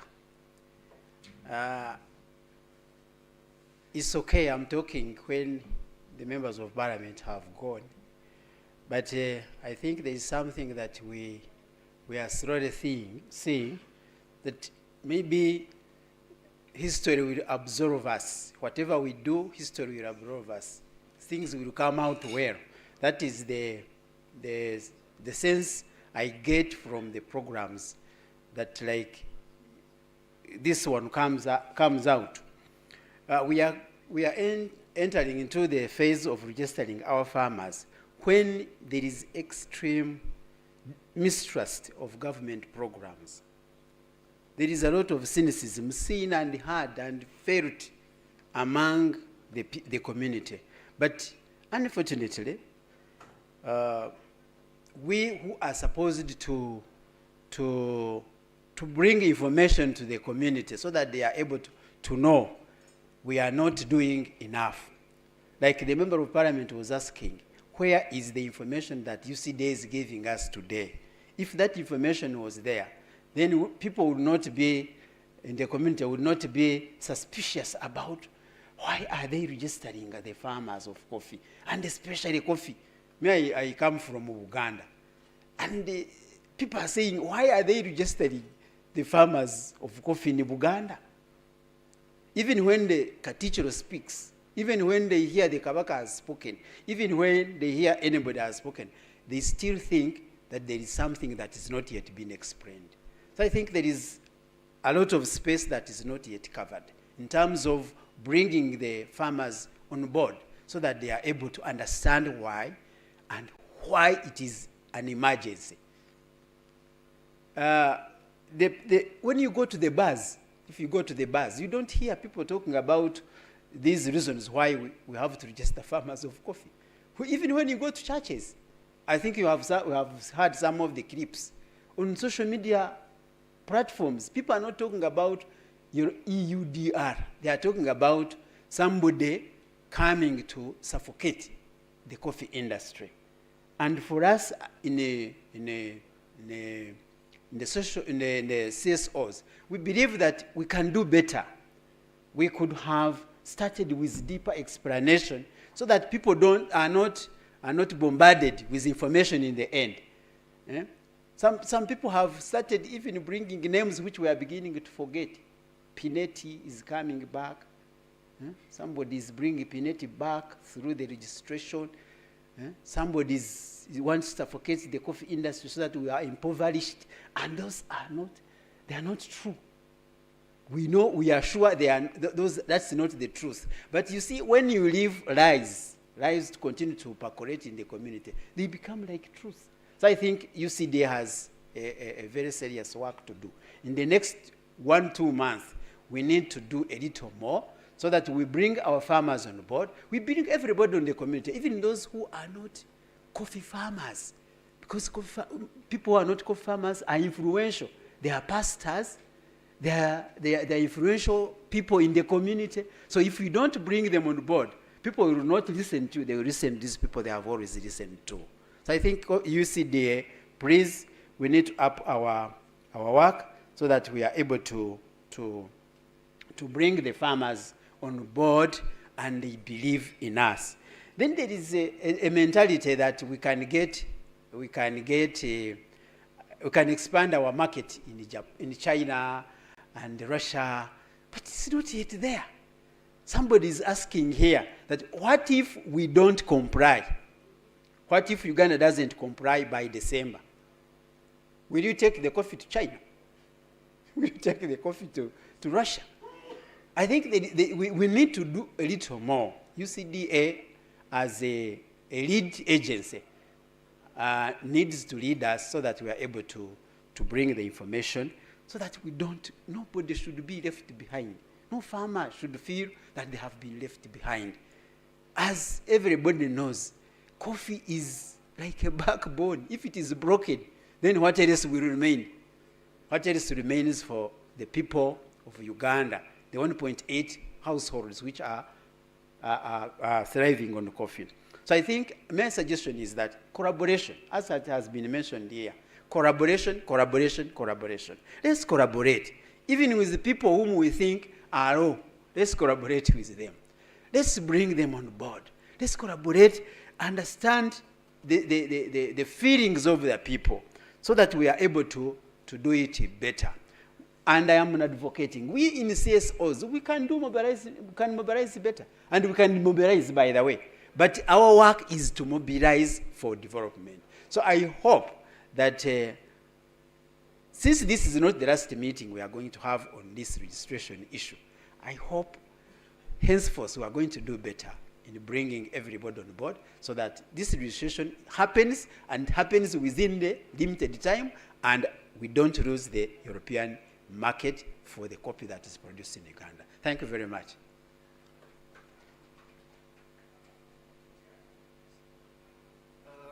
Thank you so much, George. I think that's been a passionate discussion. He has highlighted the issue of the need to do a little more, to go beyond the belt that we have been doing. And then also he has highlighted the issue of collaboration. It is very important. And maybe one thing that we are also discussing to see that even at the community level, could we see the issues of bylaws and ordinances coming up to reflect into, to pick the EUDR discussions and commitments at the local level. I think the second person, I'm going to give you max 2 minutes to give us insights from Mbale. I know this is the hub of Zeta Arabica. Oh, okay, thank you. Thank you so much, Jonathan. Thank you so much, Siatin, for this wonderful engagement. I think the engagement was timely. I don't know whether they saw Siatin's engagement and they brought in the EU directive, because initially, truth be told, coffee was cold. There was no discussion around the coffee, and our farmers were dying silently with most of the challenges. I'll not deviate from my colleague from Bende. I'll just make an addition on what he has said. For us in the Elgon zone, we grow mainly Arabica coffee, and it's to our advantage that the species grows in a forested area. In fact, if you cut trees, you will not have yields in the first place. Although we had interruptions from the Ministry of Agriculture that was innovating new species, and from the interaction with our farmers, they have been rejecting those species, and they feel that the EU directives will not influence much, but their prayer is they address some of the challenges that they are facing. Because after our interaction, by the way, I didn't mention I am a community monitor. I support Siatin on the Fair for All program. And on our discussion with the farmers, they also gave out their views about the EU directives. And for them, they say they are more interested in addressing their challenges of good seedlings that will give them yields, supporting them with good pesticides that will improve yields. Most of them don't understand the EU directives. As maybe the earlier discussions were on, we need to break information in the local language possible. Because most of them, when you talk about EU, they will tell you, how will I understand EU when my local cooperative is not working? They say they used to get some percentage when they sell their coffee to local cooperatives. But right now, the big cooperative BCU that is working with them is not sufficient in addressing some of the challenges that they face. So there is also another issue of information gap between the districts and the farmers, because we discussed earlier, the farmer extension worker ratio is still high, and the farmers don't get information they need in terms of improving their production and then the yields that they need to also benefit from the coffee. So as we are struggling to put our market right, the challenges farmers are facing in Mbale are not being addressed. And that one also takes us back to at least packaging information, maybe to address some of the smaller challenges that we can as we look for resources to support farmers. I think that's all. My name is Dora Mukimba, as I said. I work with the Poverty Alleviation and Community Development Foundation. We also do advocacy around human rights. And I support CIATIN. We go to community and dialogue with the farmers to understand some of their roles and responsibilities and how they can also tap into these markets and discussions about coffee. Thank you.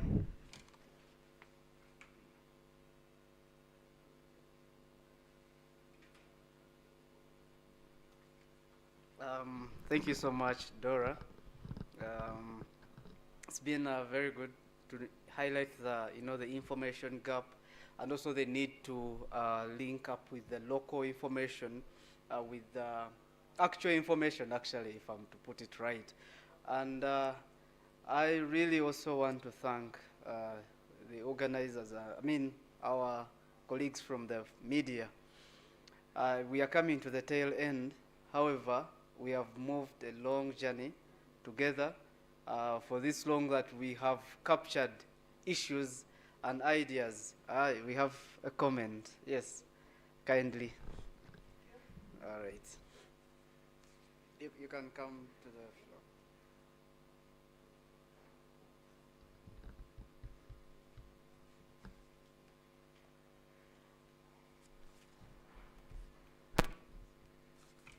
Thank you.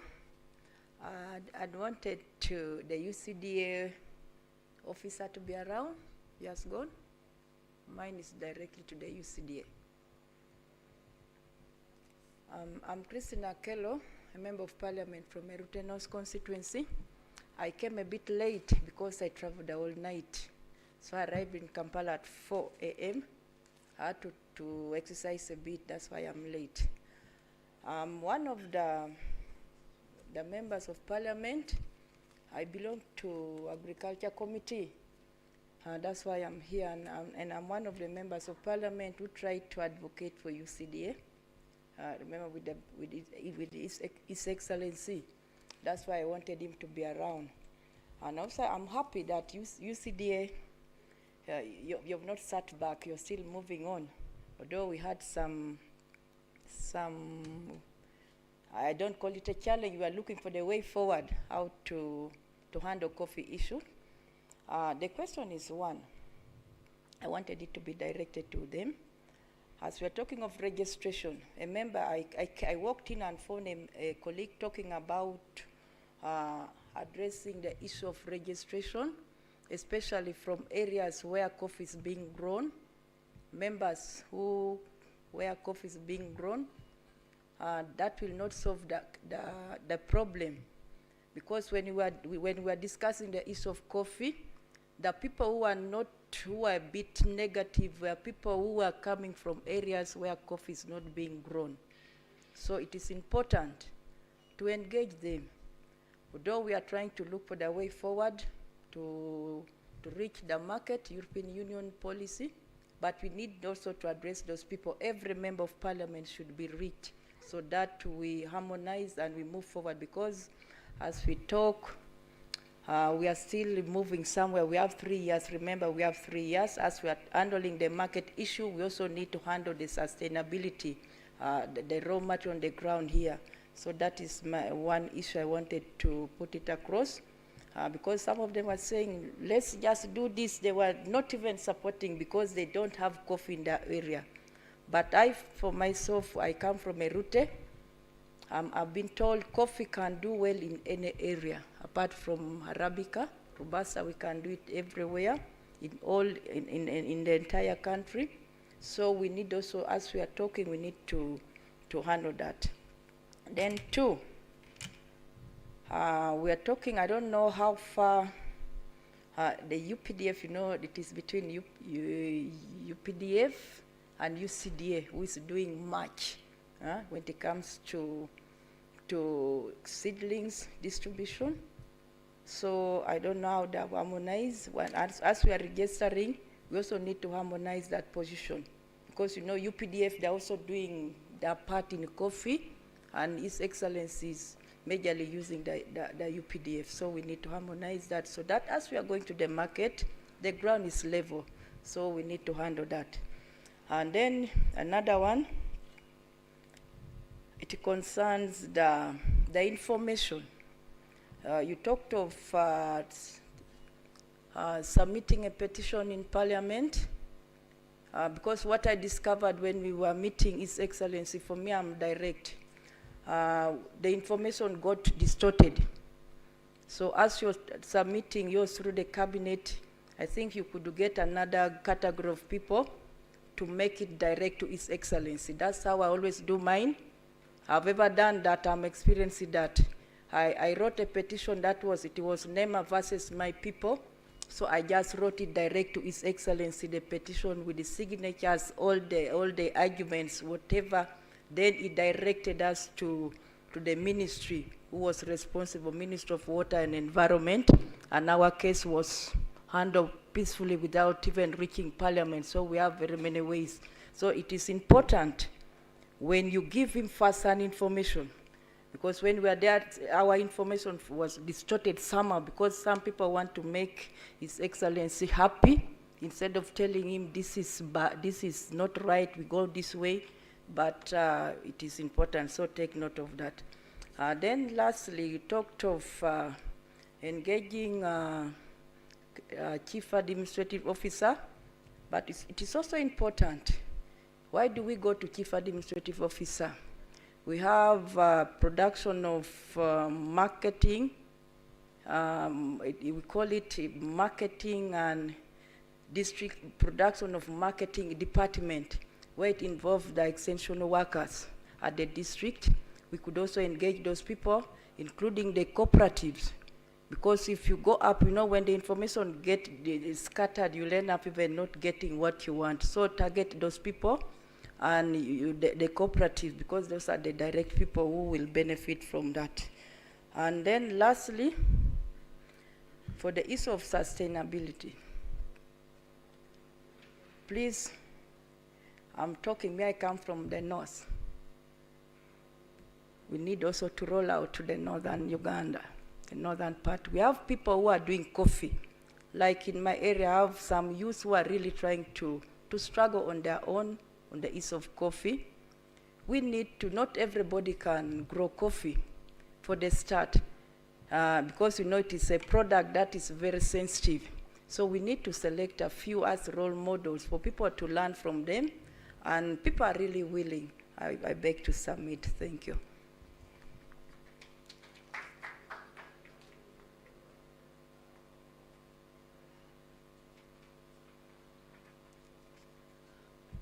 Thank you so much, Honorable. It would have been, we would have lost a lot if you hadn't come up to share these insights. The questions that are directed to UCDA, we will greatly forward them to UCDA, and we get information that we shall be able to respond through via the response. The meeting over the petition, and hopefully we shall be clear on the response from them. And those that are directed to us, we thank you. For example, looking at giving the President first-hand information, we had actually Herbert highlighted during the presentation. He said that we had to make two petitions, one to the President and the other to the Speaker.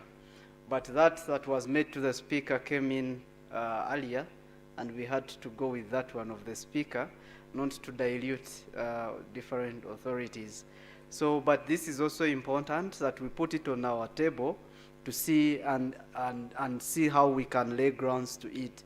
And perhaps we could get more guidance when we appear tomorrow for this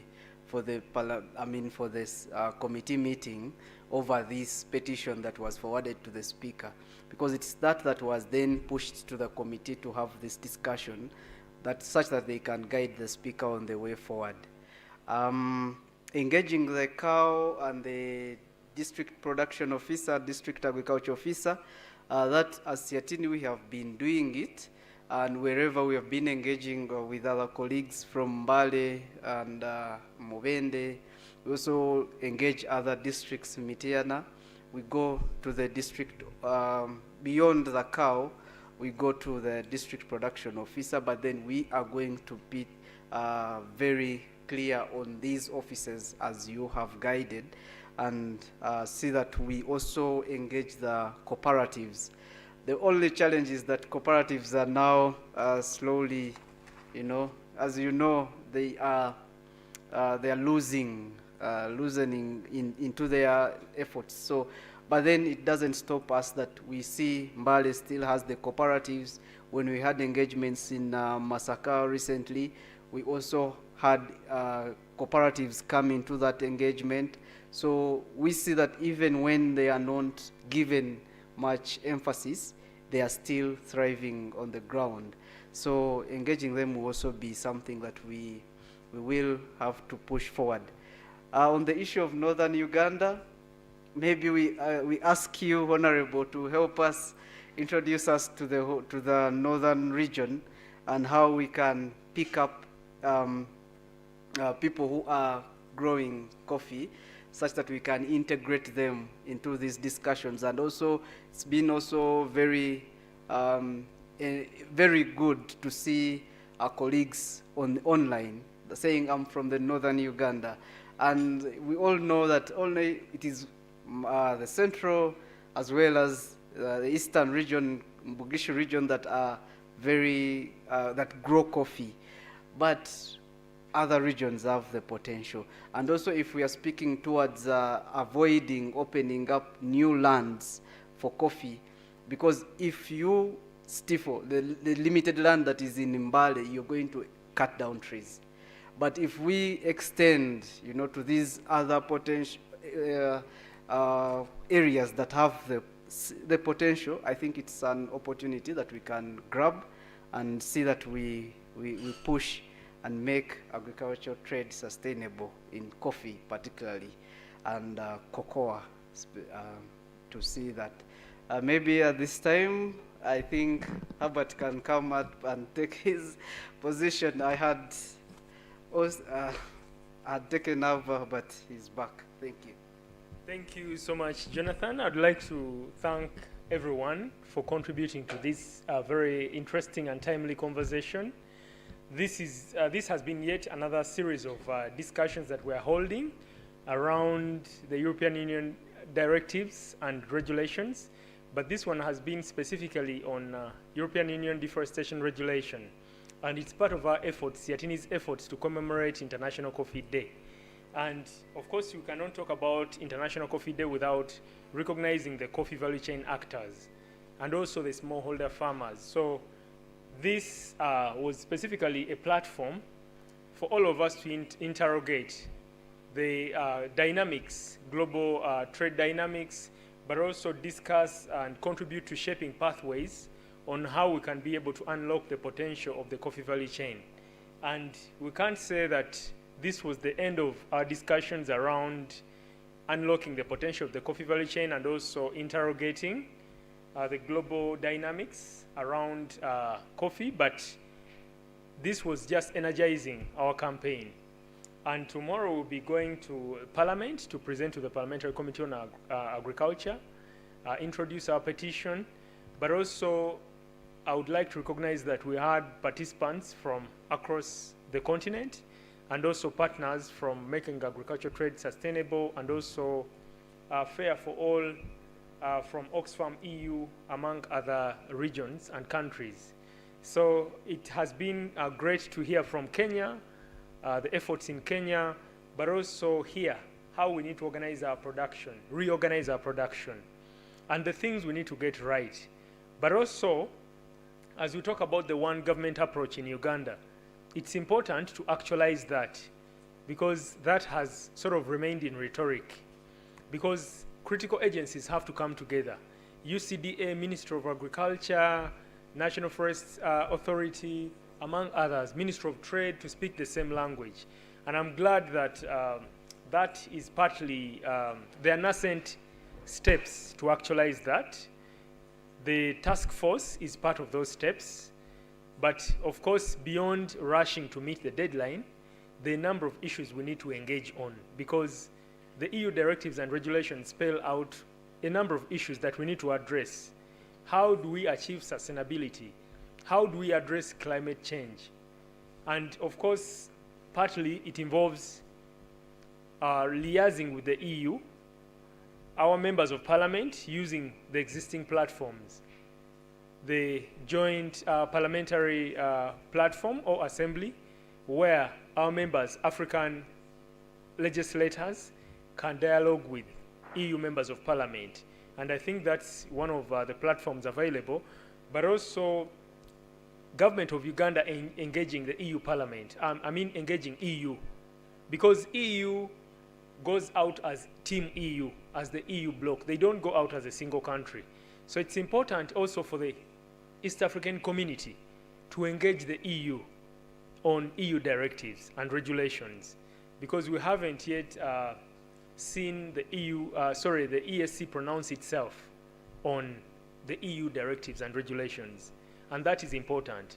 And even as we talk about the value chain, coffee value chain, it's important for all of us to talk about it as the ESC, not just as Uganda, because with joining forces, you have a huge financial muscle that can be able to unlock the potential of the value chain, and also to look at who can do what, especially where they are best positioned.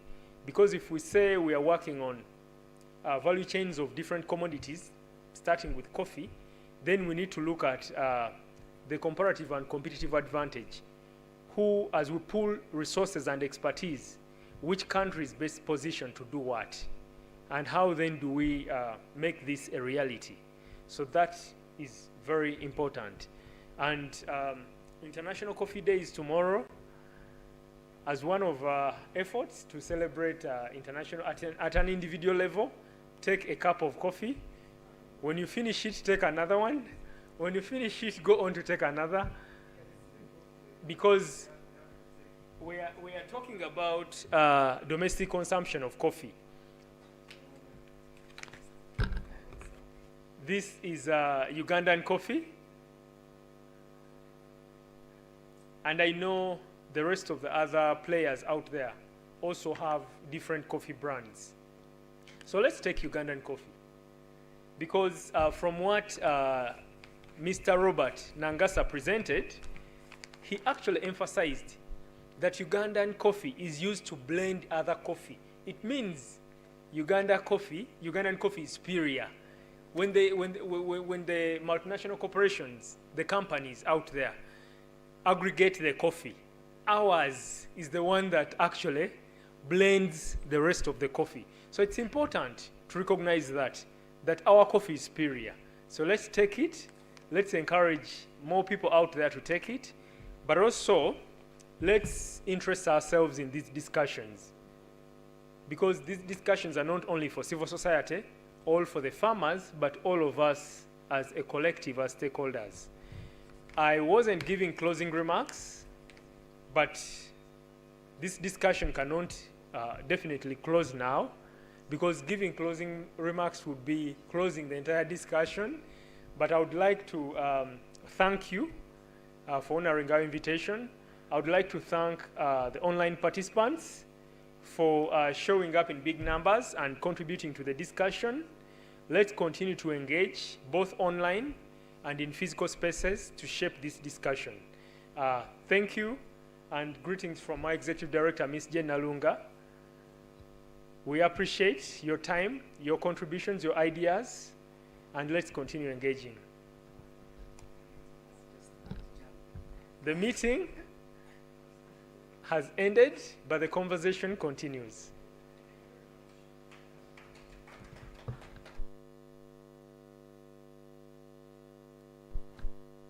as we end the online streaming, for us who are internally here, there will be a modest facilitation that you'll receive. So be sure that we've captured your details, we have your numbers, and we'll get to you. But thank you so much. We can't thank you enough.